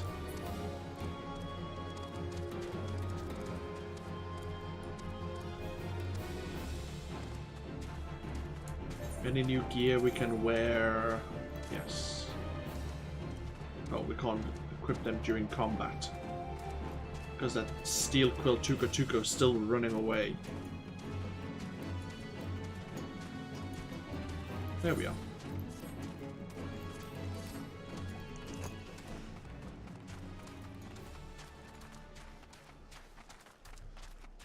So deep in the heart of Sagolil. Oh. Oh yes, I've done this one before. Elder Loghorns are extremely territorial and will attack anything which draws too close to their dens. This is fine when those dens are at the top of unscalable peaks, but when they lie within earshot of well-travelled caravan roads, things can become quite hairy. Drive the goats back to the mountains where they belong. So you have a lot of longhorn, billy goats and nanny goats, and then you have the elder as well.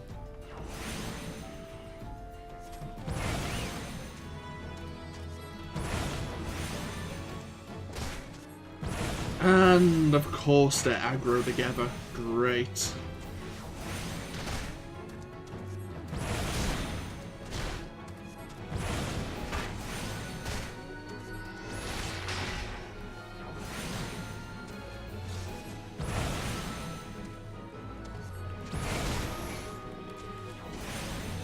Oh Christ.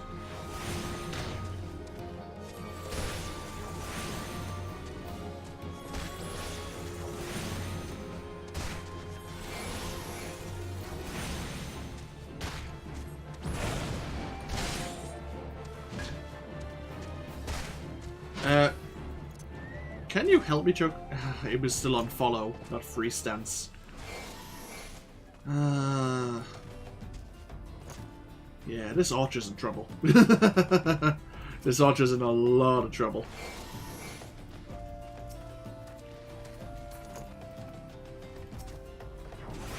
We'll grab one of them.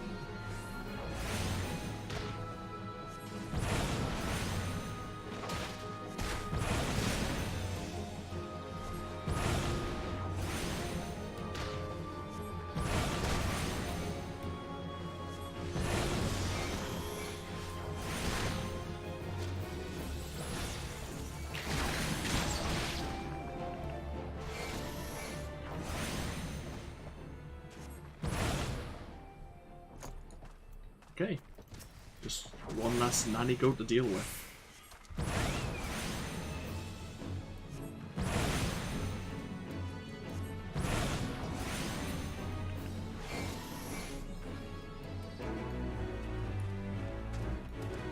Happy days. How's our Chocobo doing now? Hey, rank 5, nice. I kind of want Chocobo Cure. I won't have enough SP though.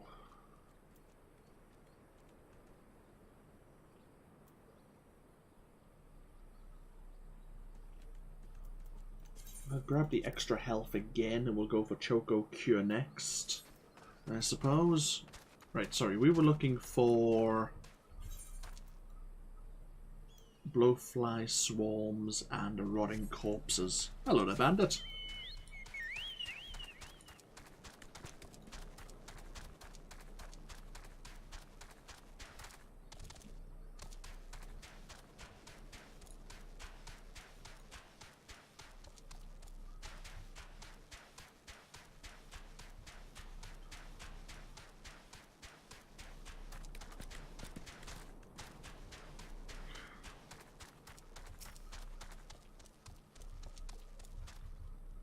So, are rotting corpses around here? That is the question. There's a fate around here. There are rotting corpses here. I need a place to hide. This is not the safest place, but...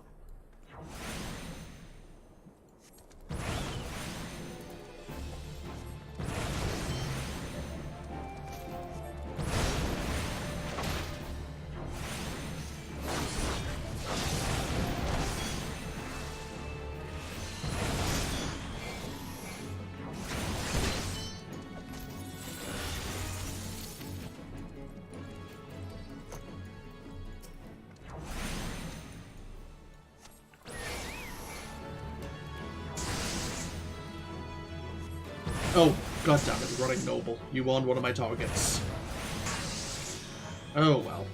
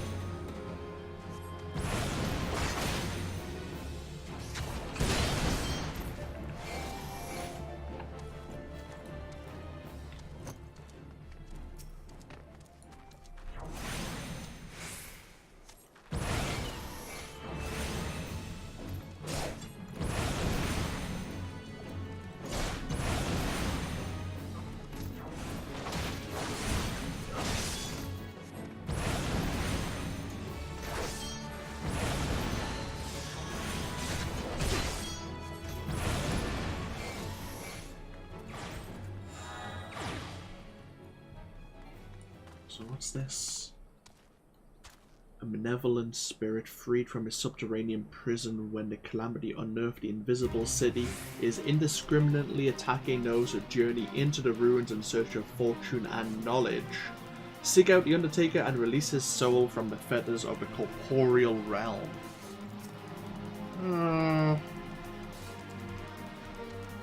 I mean... Okay, sure.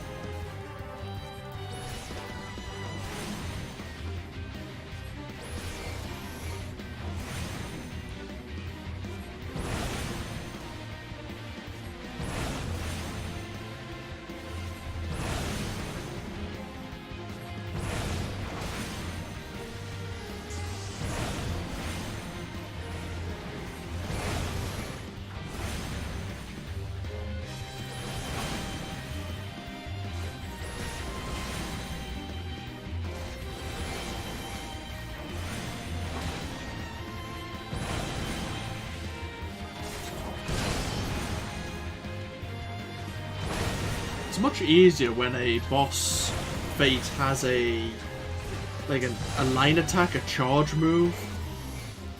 This gives you time to you can just easily dodge out of the way, and it gives you a moment just to catch your breath.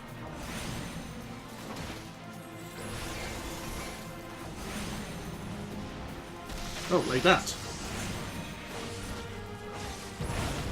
Didn't seem like the Undertaker had one. He goes and proves me wrong.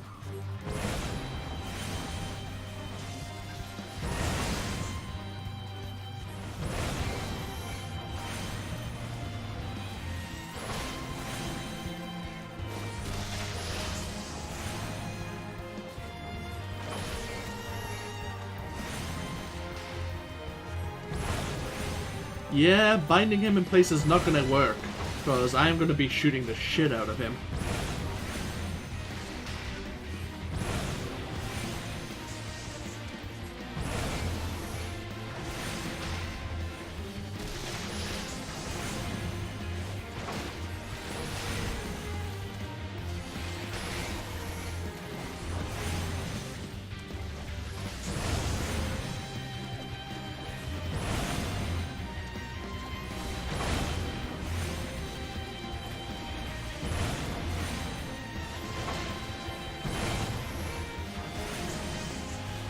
I think this other player may be out of potions. Oh, never mind. I was gonna say that would be unfortunate. Oh, she's got Imp's attention.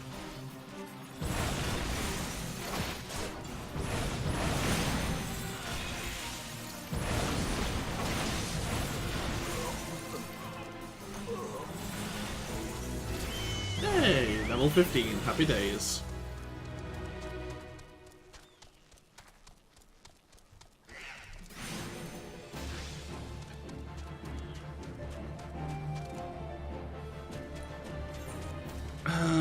Might as well finish off a hunting log. Blowfly swarms. Now, where the hell are they?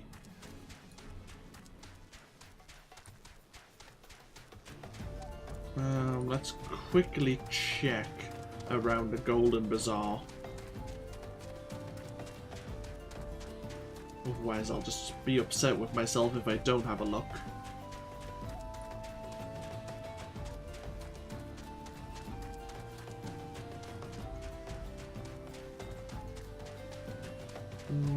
No. The more likely... that's Sandgate, though. Probably more to the south and to the east. I may have actually walked by one when we were doing the goat fate earlier.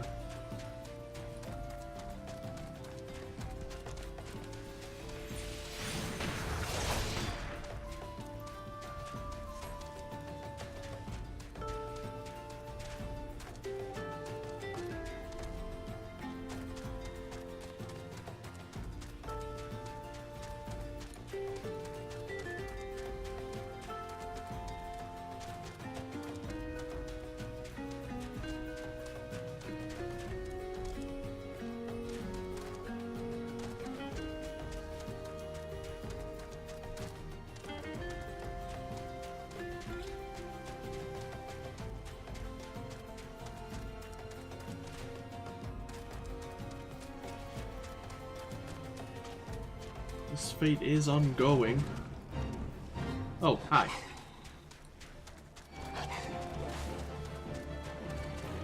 Ah, because the immortal flames are here. Okay.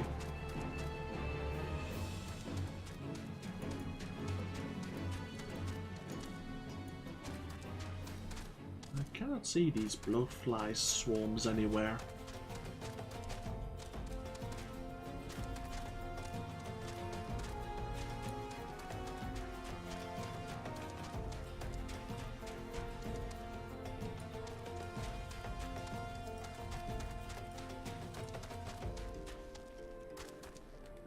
Let's have a look.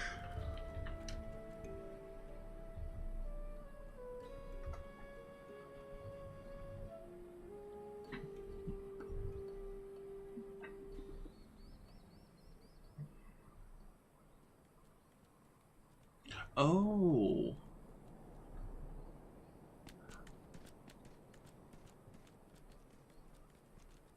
Oh, god damn it, yeah. The next to the church.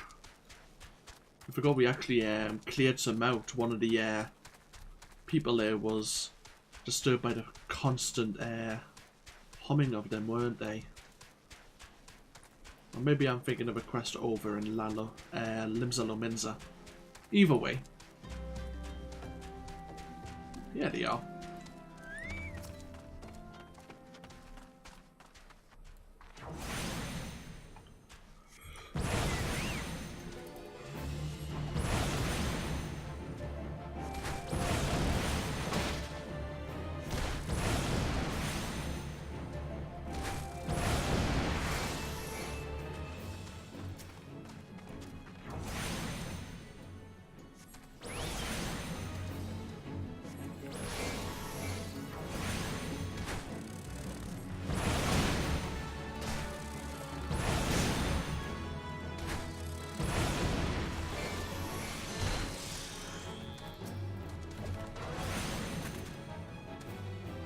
Ah, god damn it. I was hoping to maybe get one of them down here. Oh, there's one here. Perfect. Ah, missed. Missed with my transpose.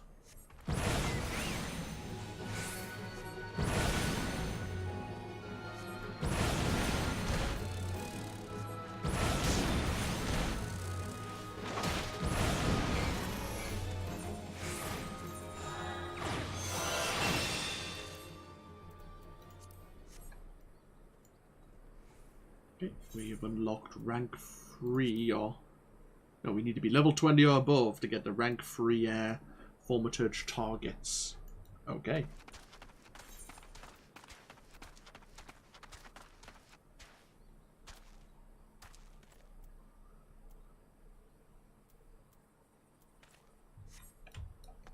Right, back to Uldar we go.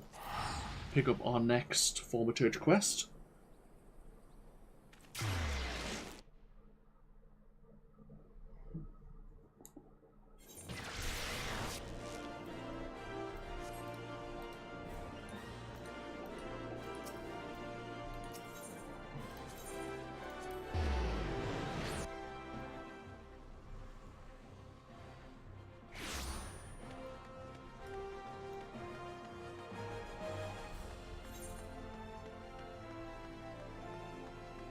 Learn Drain, next level.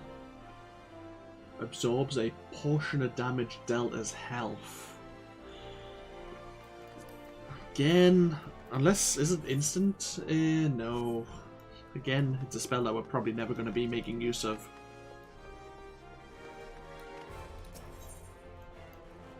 The Threat of Superiority. The Guildmaster here urges you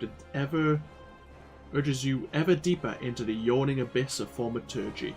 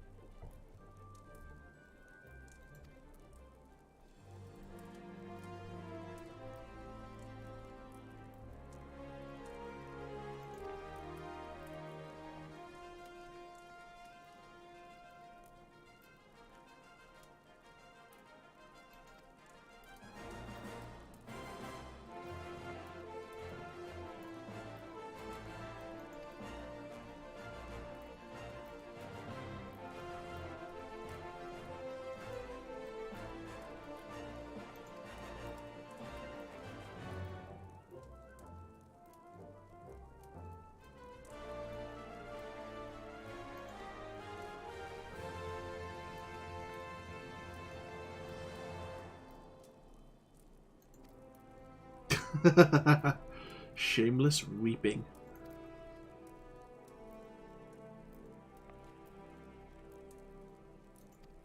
Oh. So the merchants are demanding compensation for the vials, for the box of ether we recovered. But our guild masters drank them all, and they want us to...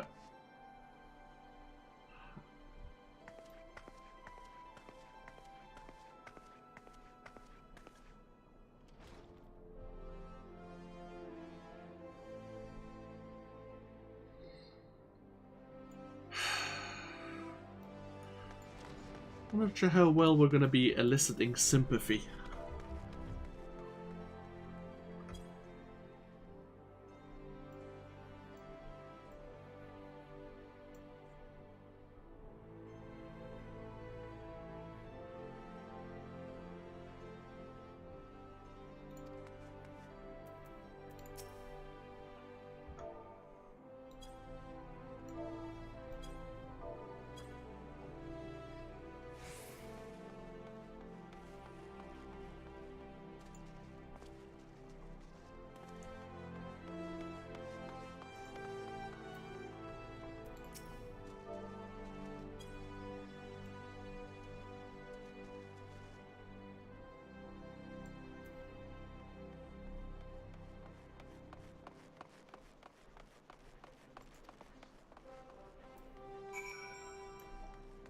That actually worked.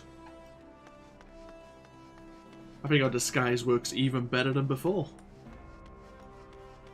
No one knows the Warrior of Light, and the accusation of regicide must have all been forgotten by now.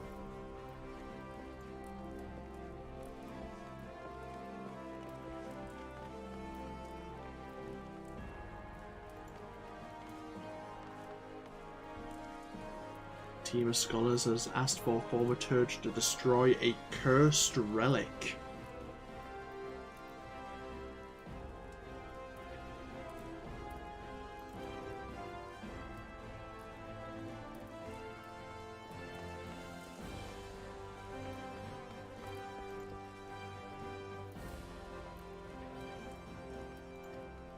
Okay. Find the thieves, put them to sleep, destroy the urn. And over near the Amalja encampment. Lovely. Okay, let us be on our way.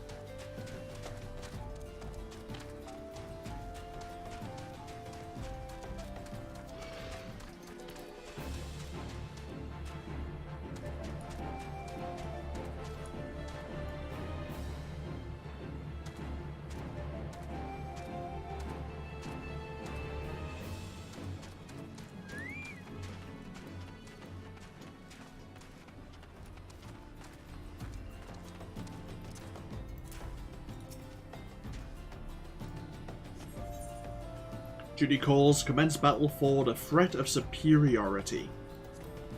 If your level is above 19, it will be synced.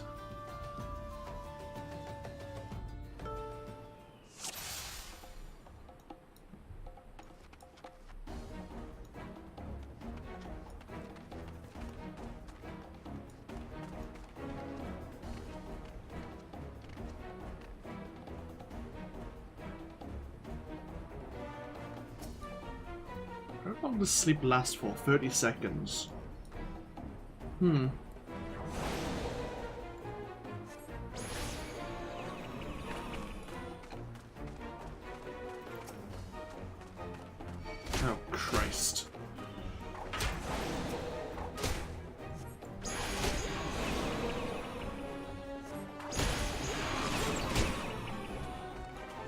make a new friend? No, okay. Ah, there's the urn.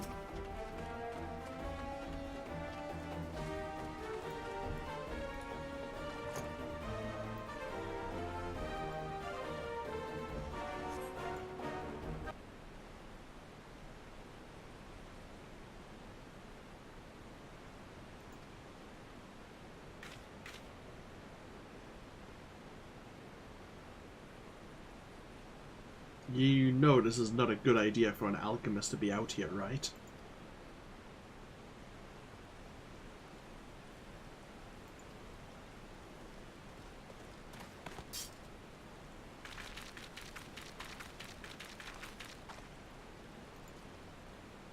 What do you think was going to happen?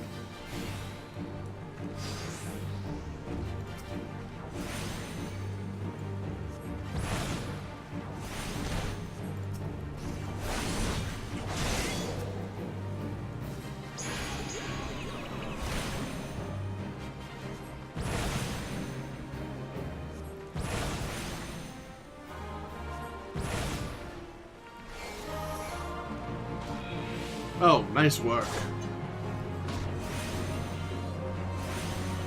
He was sleeping and everything.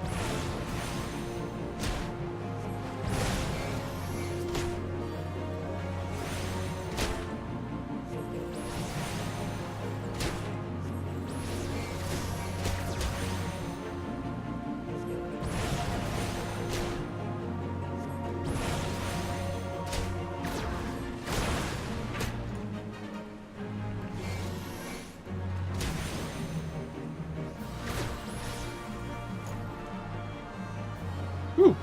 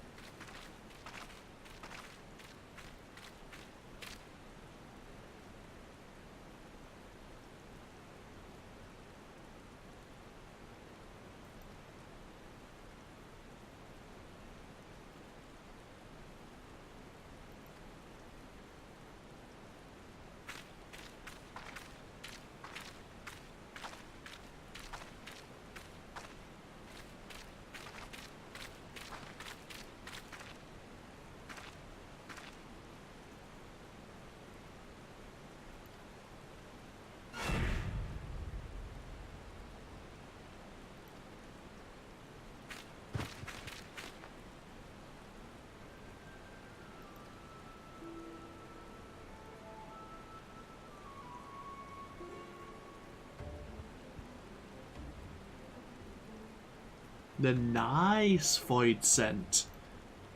Uh-huh.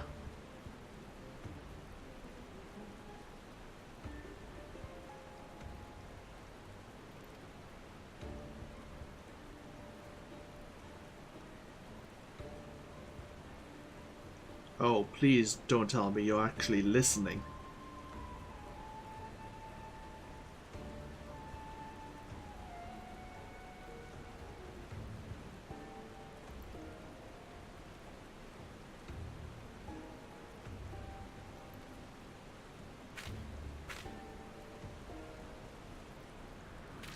Evane.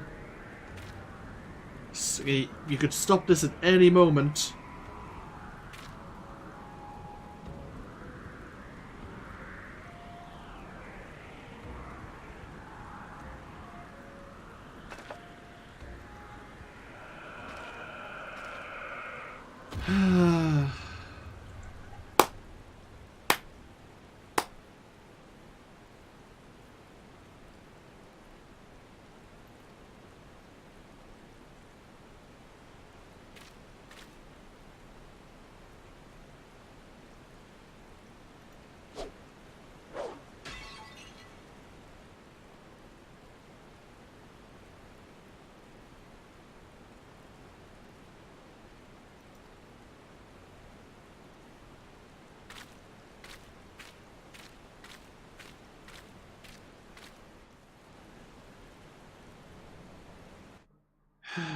That's on us. Well, it's on him, but...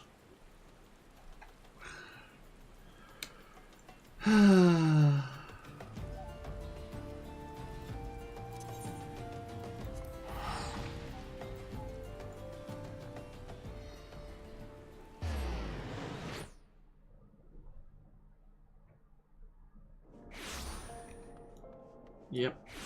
Absolutely nothing is going to go wrong from that, I'm sure.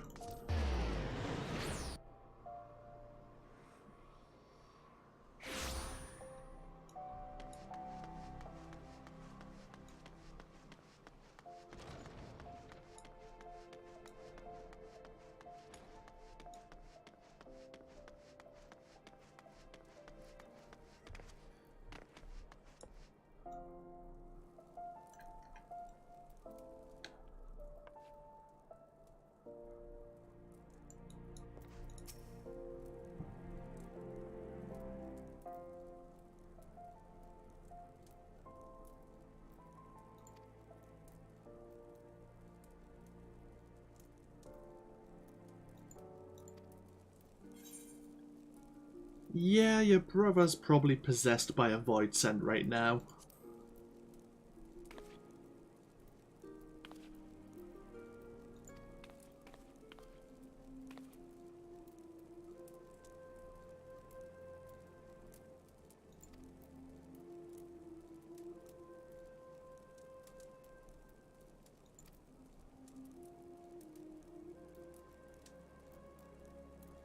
Scathe is an elementally neutral blast.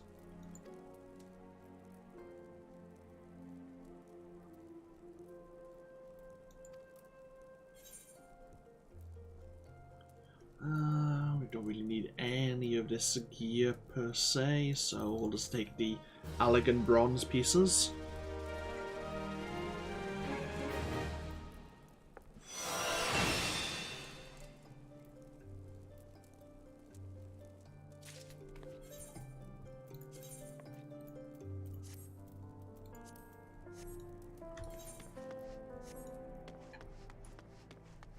Okay, so we can't do any more of the hunting log for a while.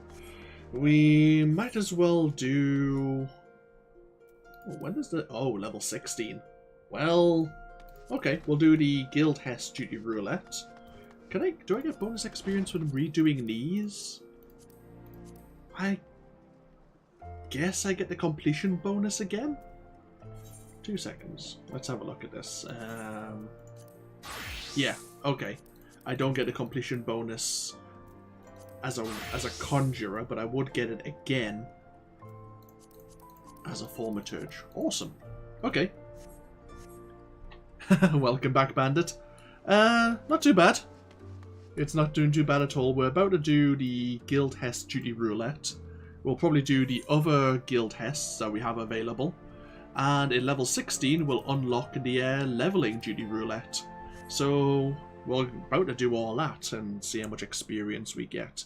But real life beckons, so I will be right back, and then we'll be on our way. So give me just a moment.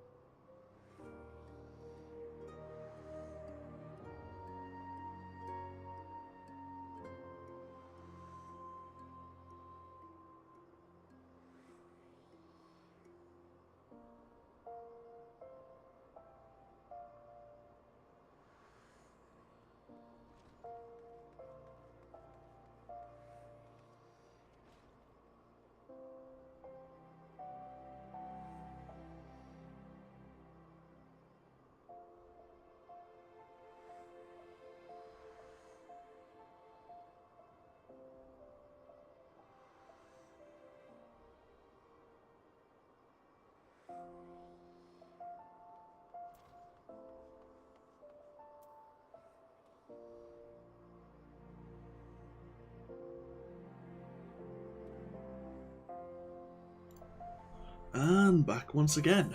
Okay, so we'll get the Guild Hest Duty Roulette out of the way first.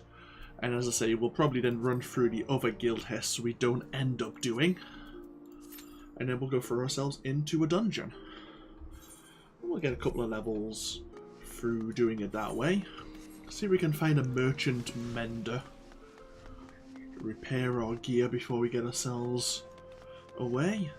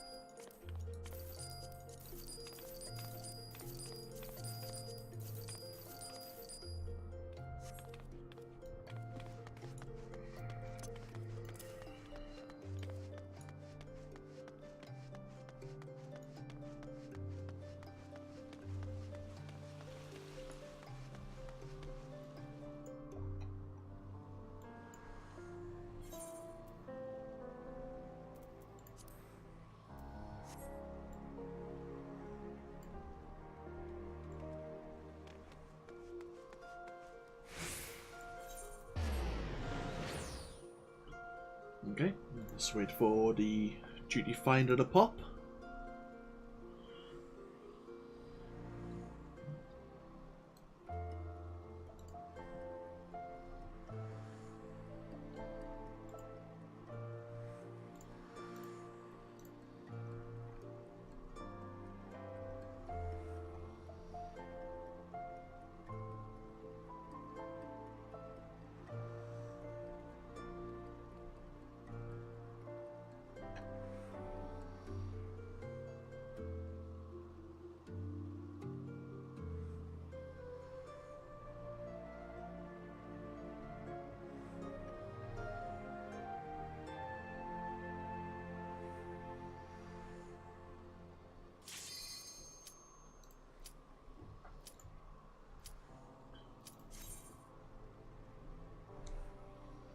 Right, let's involve ourselves in various cooperative activities as the DPS.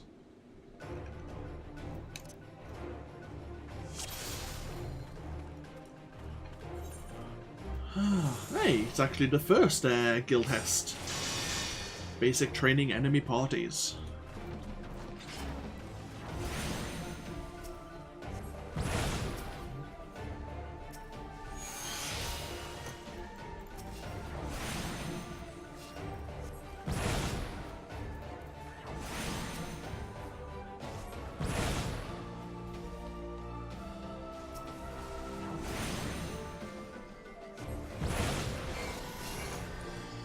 Of course, we now have the fun of trying not to grab aggro from the tank by mistake.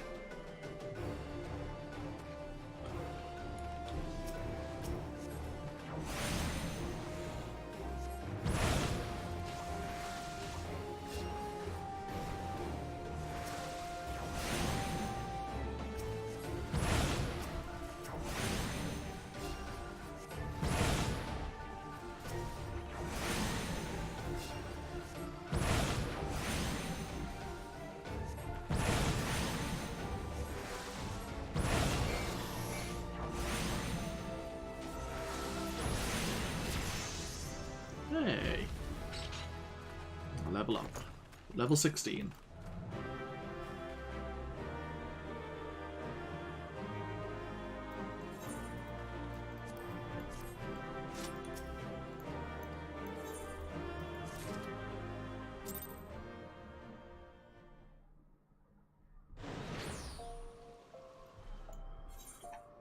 Okay, level 16. Anything new?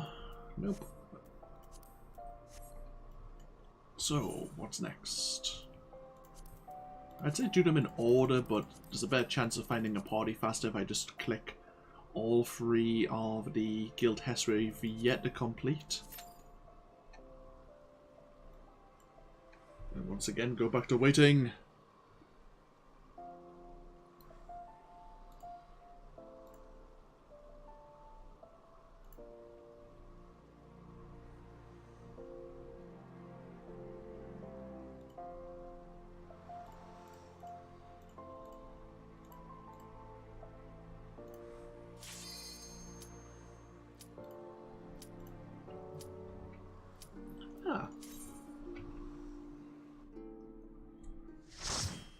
Now we have Brockman, or Bockman, I forgot which one it is.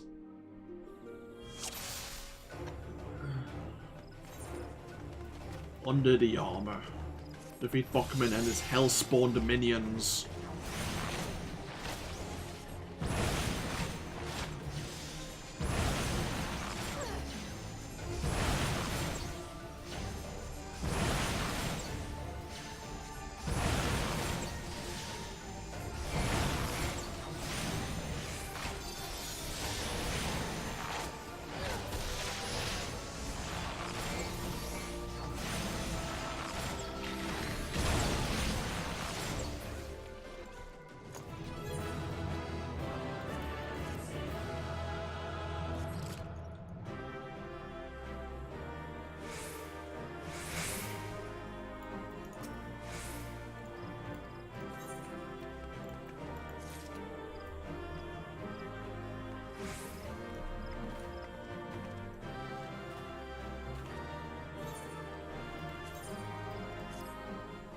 Holy crap!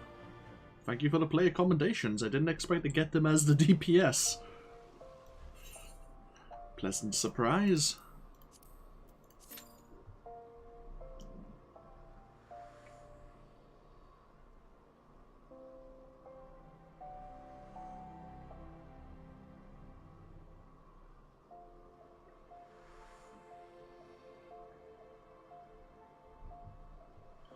Right. Oh, average wait time 8 minutes. Welcome to the pain of DPS queues. Oh well. I mean, we don't need to do them right now. Kind of want to do them now, but we don't need to. We could just do the leveling duty roulette.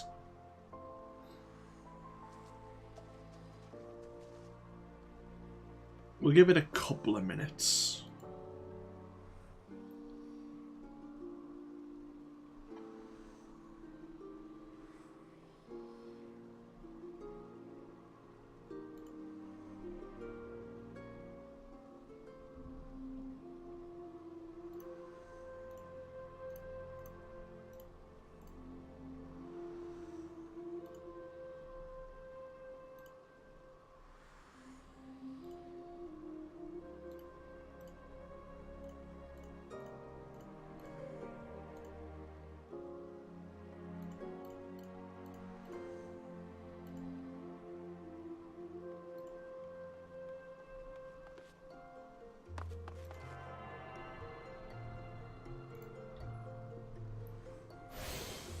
Well, we've got a tank. We're just waiting for another, waiting for a healer and another DPS.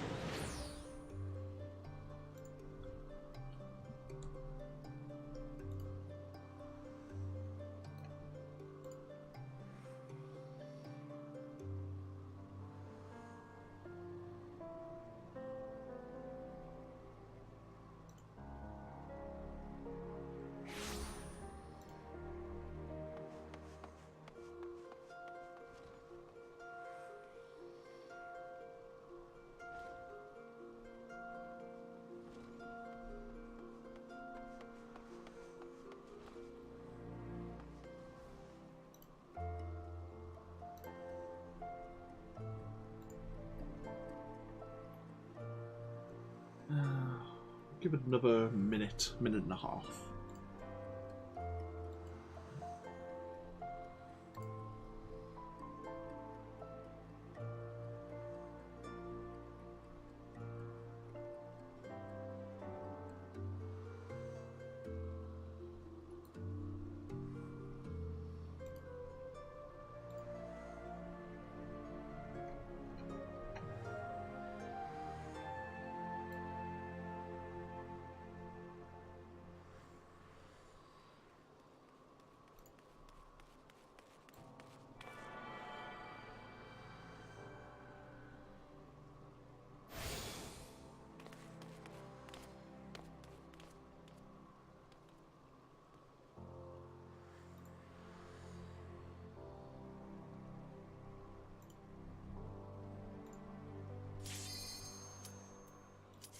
Basic training, enemy strongholds.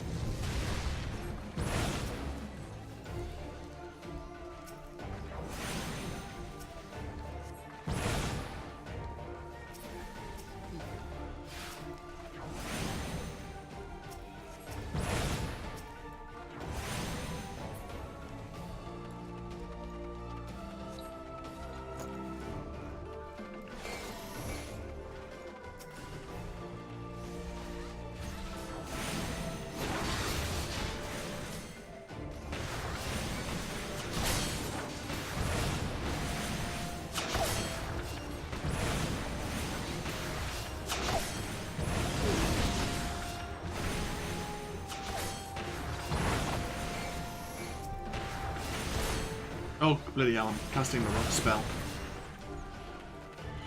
As soon as we get into tricky situations, all of the mechanics go straight out the window.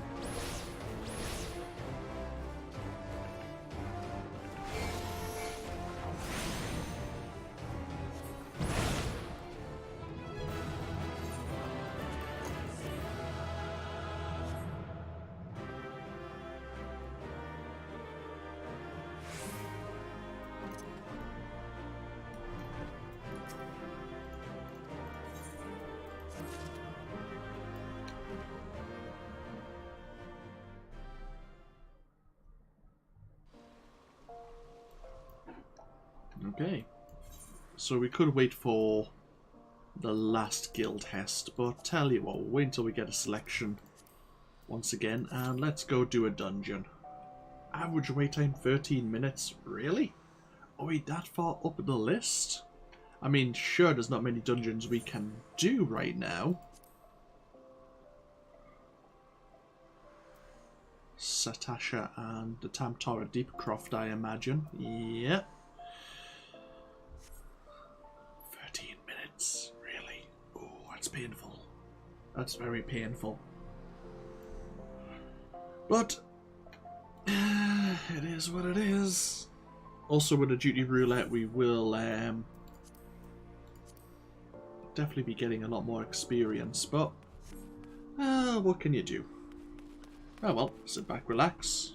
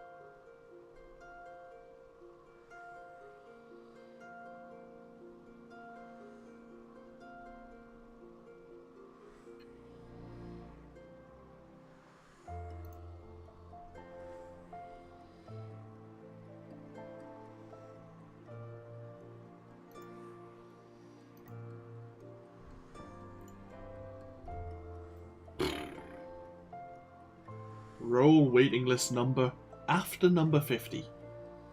Holy shit.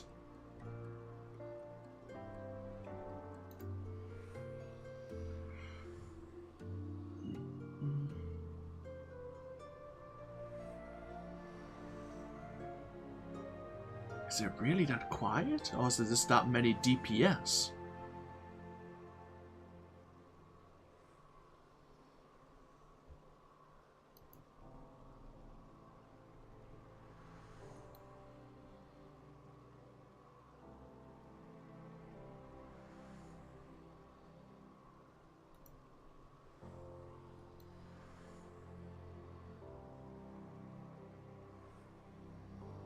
I imagine a lot of people do the leveling roulette like mid-afternoon as well, of course, when it actually resets, which is understandable.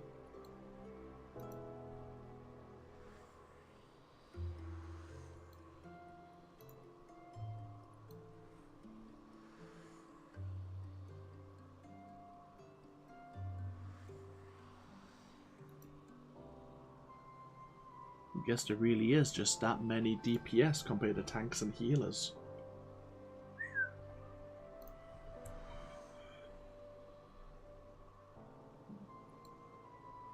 Oh well, not much we can do about it but sit back and relax.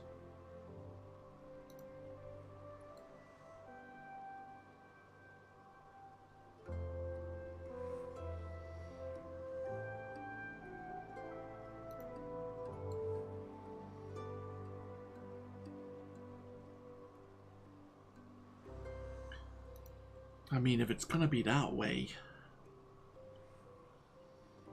and we're gonna struggle that much, maybe tomorrow or Thursday, we will have a look at Palace of the Dead. I mean, I'm a bit nervous about it for some strange reason, but we may as well throw ourselves in and see what it's all about. We may not have much choice.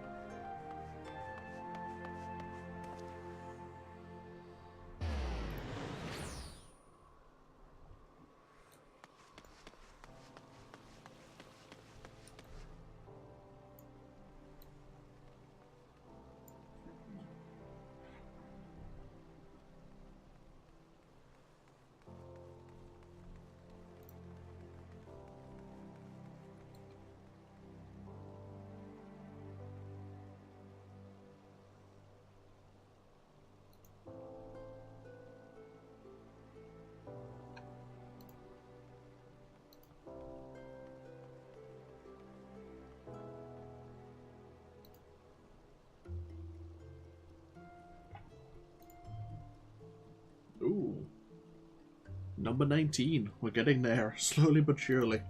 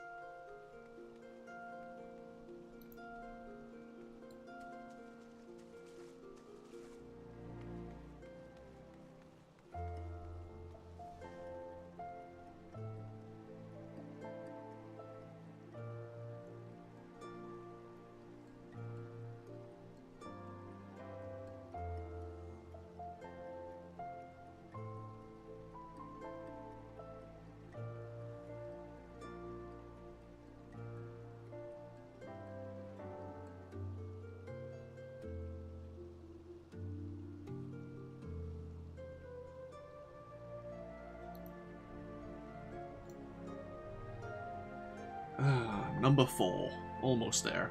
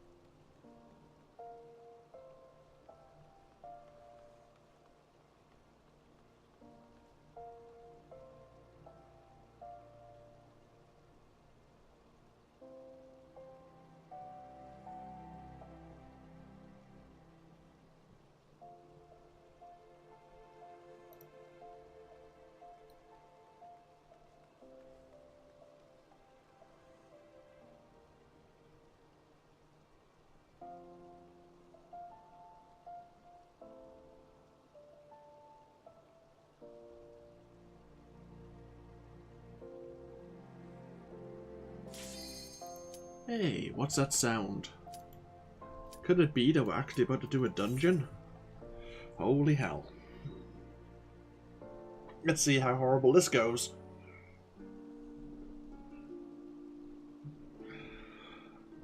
But we may have to practice rather than focusing on the target of a target. Even though I could bind that maybe to the mouse, rather than having to move my hand position. Is just target whoever the tank initiates with. Target of target, maybe. We'll see how this dungeon goes, and then I might have to play with my key bindings.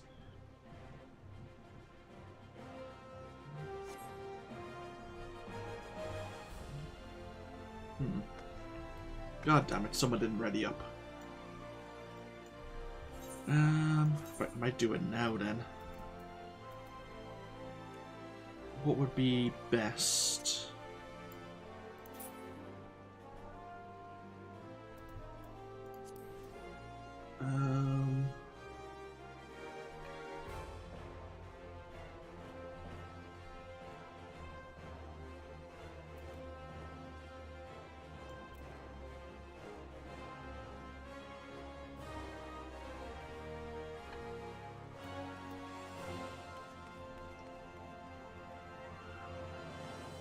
Who would be the best? What would be best?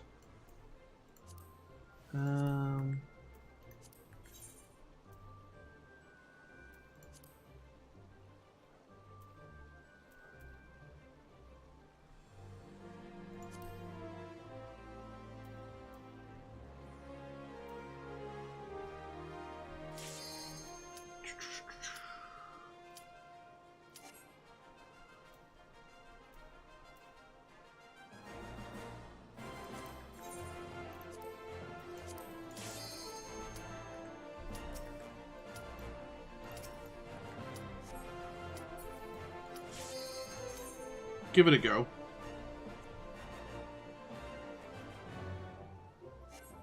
God damn it. That was a withdrawal as well. That bloody DPS. This other DPS. You've been waiting for potentially 15 minutes. Why are you withdrawing now?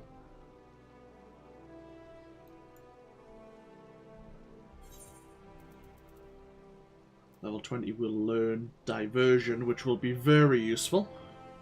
Reduces threat generation. I definitely need that skill. We'll also gain Enhanced Intelligence, Magic, and Mend. Increase base damage, base action damage, and HP restoration by 10%. Allows for a stacking of a second Astral Fire or Umbral Ice. Okay, that's a level 20 and at level 40. Right.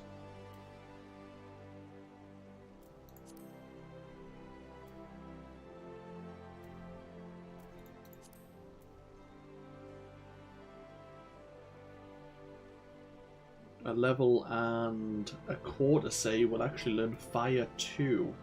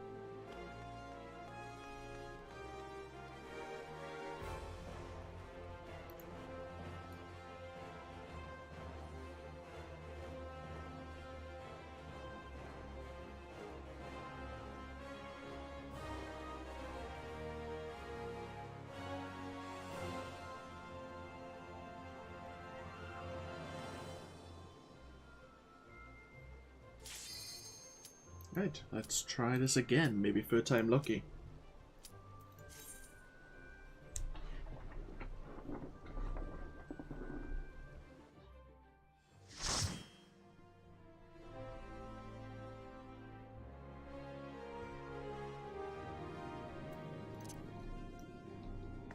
Okay, Thaumaturgy Deepcroft.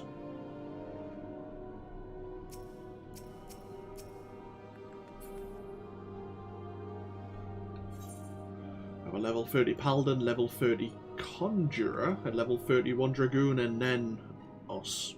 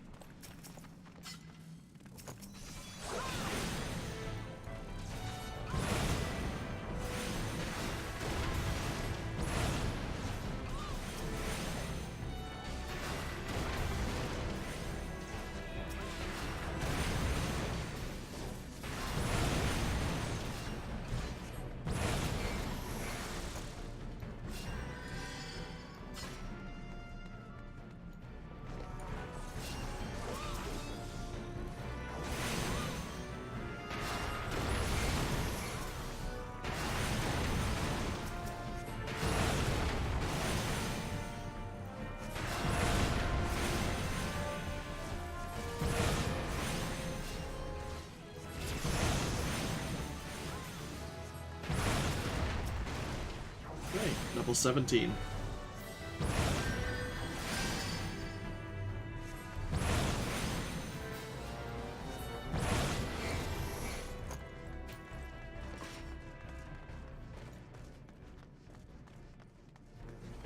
Oh god.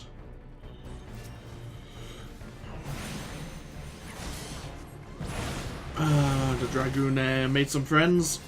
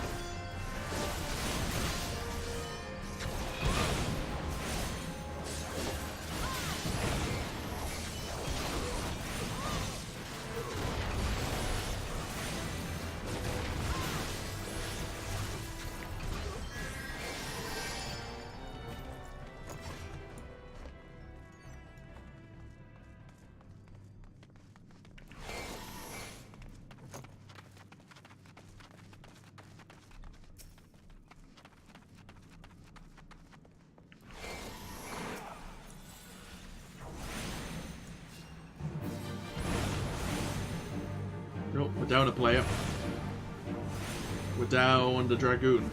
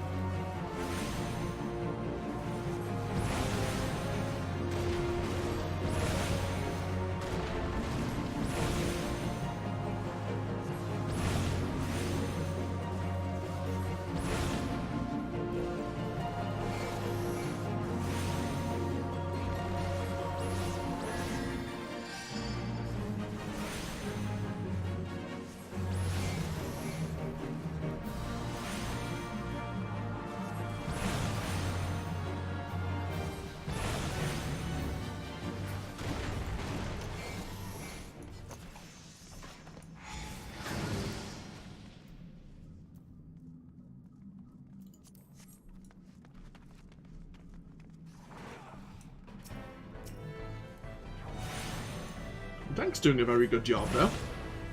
Single flashing, but for this party, that's fine, actually.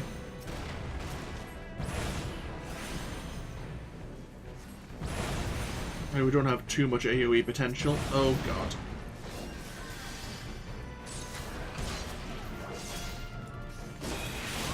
I spoke too soon.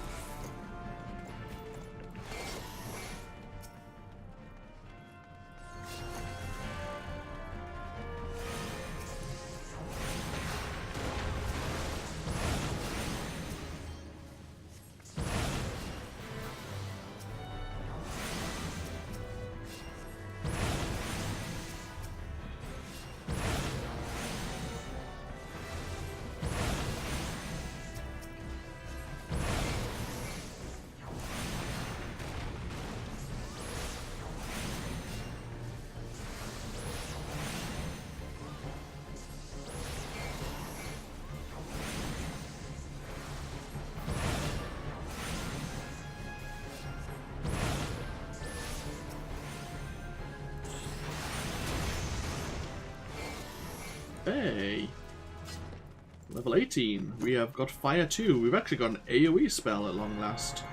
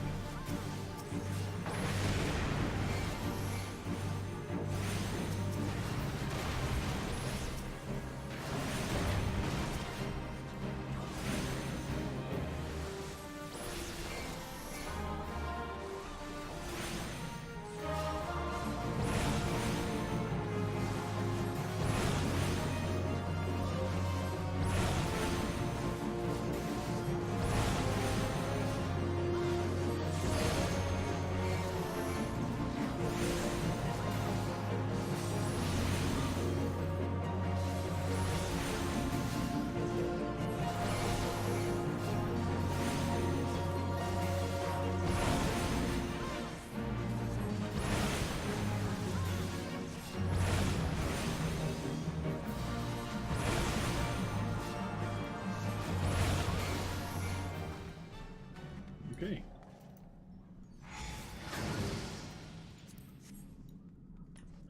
We'll greed on the knuckles because we might be able to turn them in for some seals over the Order Twin Adder.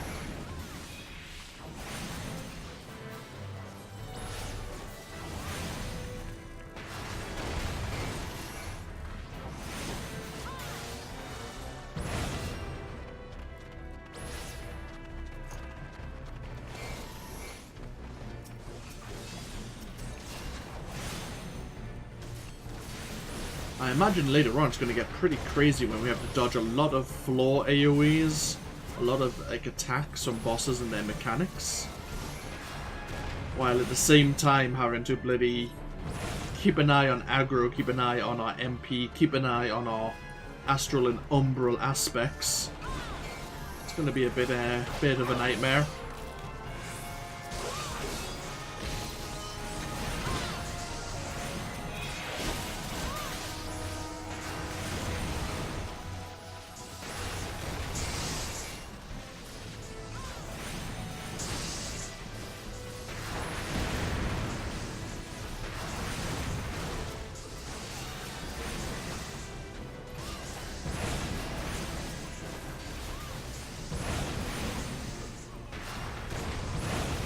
I think it's a fairly straightforward rotation, but there's a lot of things we need to be aware of, so that's all make it more difficult.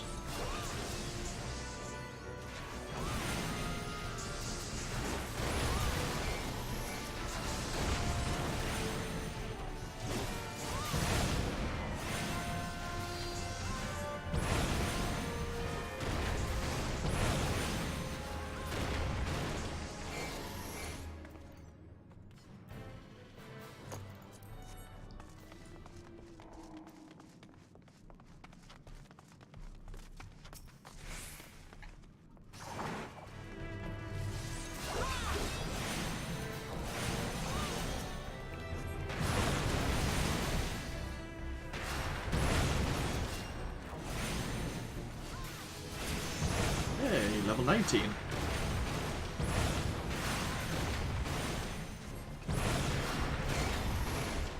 We've gained, what, 3 levels in this dungeon?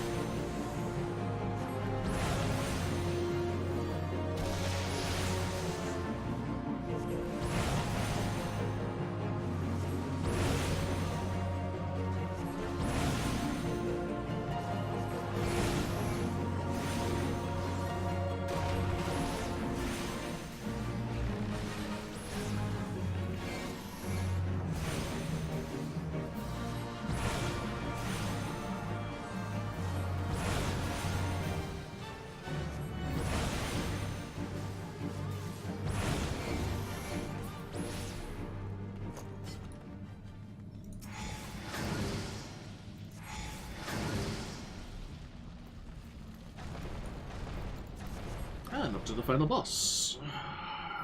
Galvan for the Dominator once again.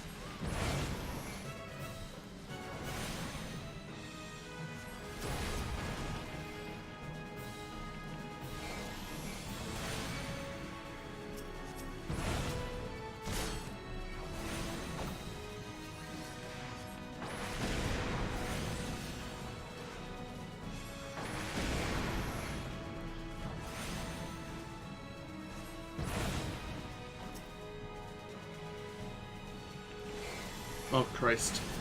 Messed up my my aspects there by mistake.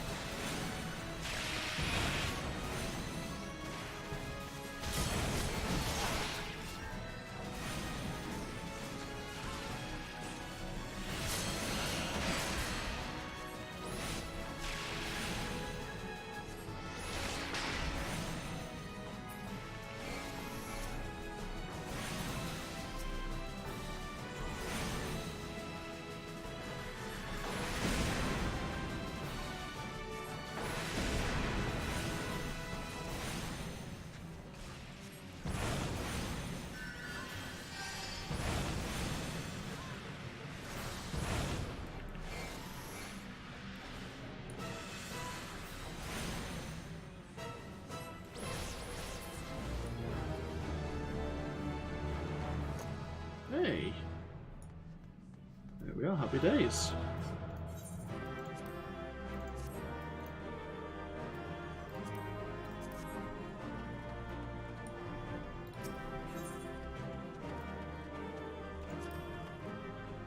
I mean, we gained level 20 there. Looks like we had the achievement for it. We're really close to level 21.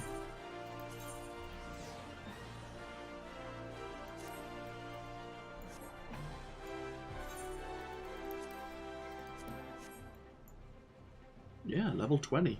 Holy shit. Happy days.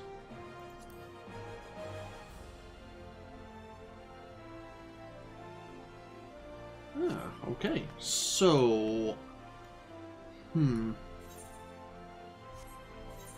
What's new? Nothing there. I'll tell you what we'll do is we'll take a break now that we've done our first dungeon. Just park myself here once again. And when we come back tomorrow, we'll start afresh, or we'll start with the level 20 Thaumaturgy class mission. And then we'll start stomping around the level 20 hunting log while we're waiting to do another dungeon or two.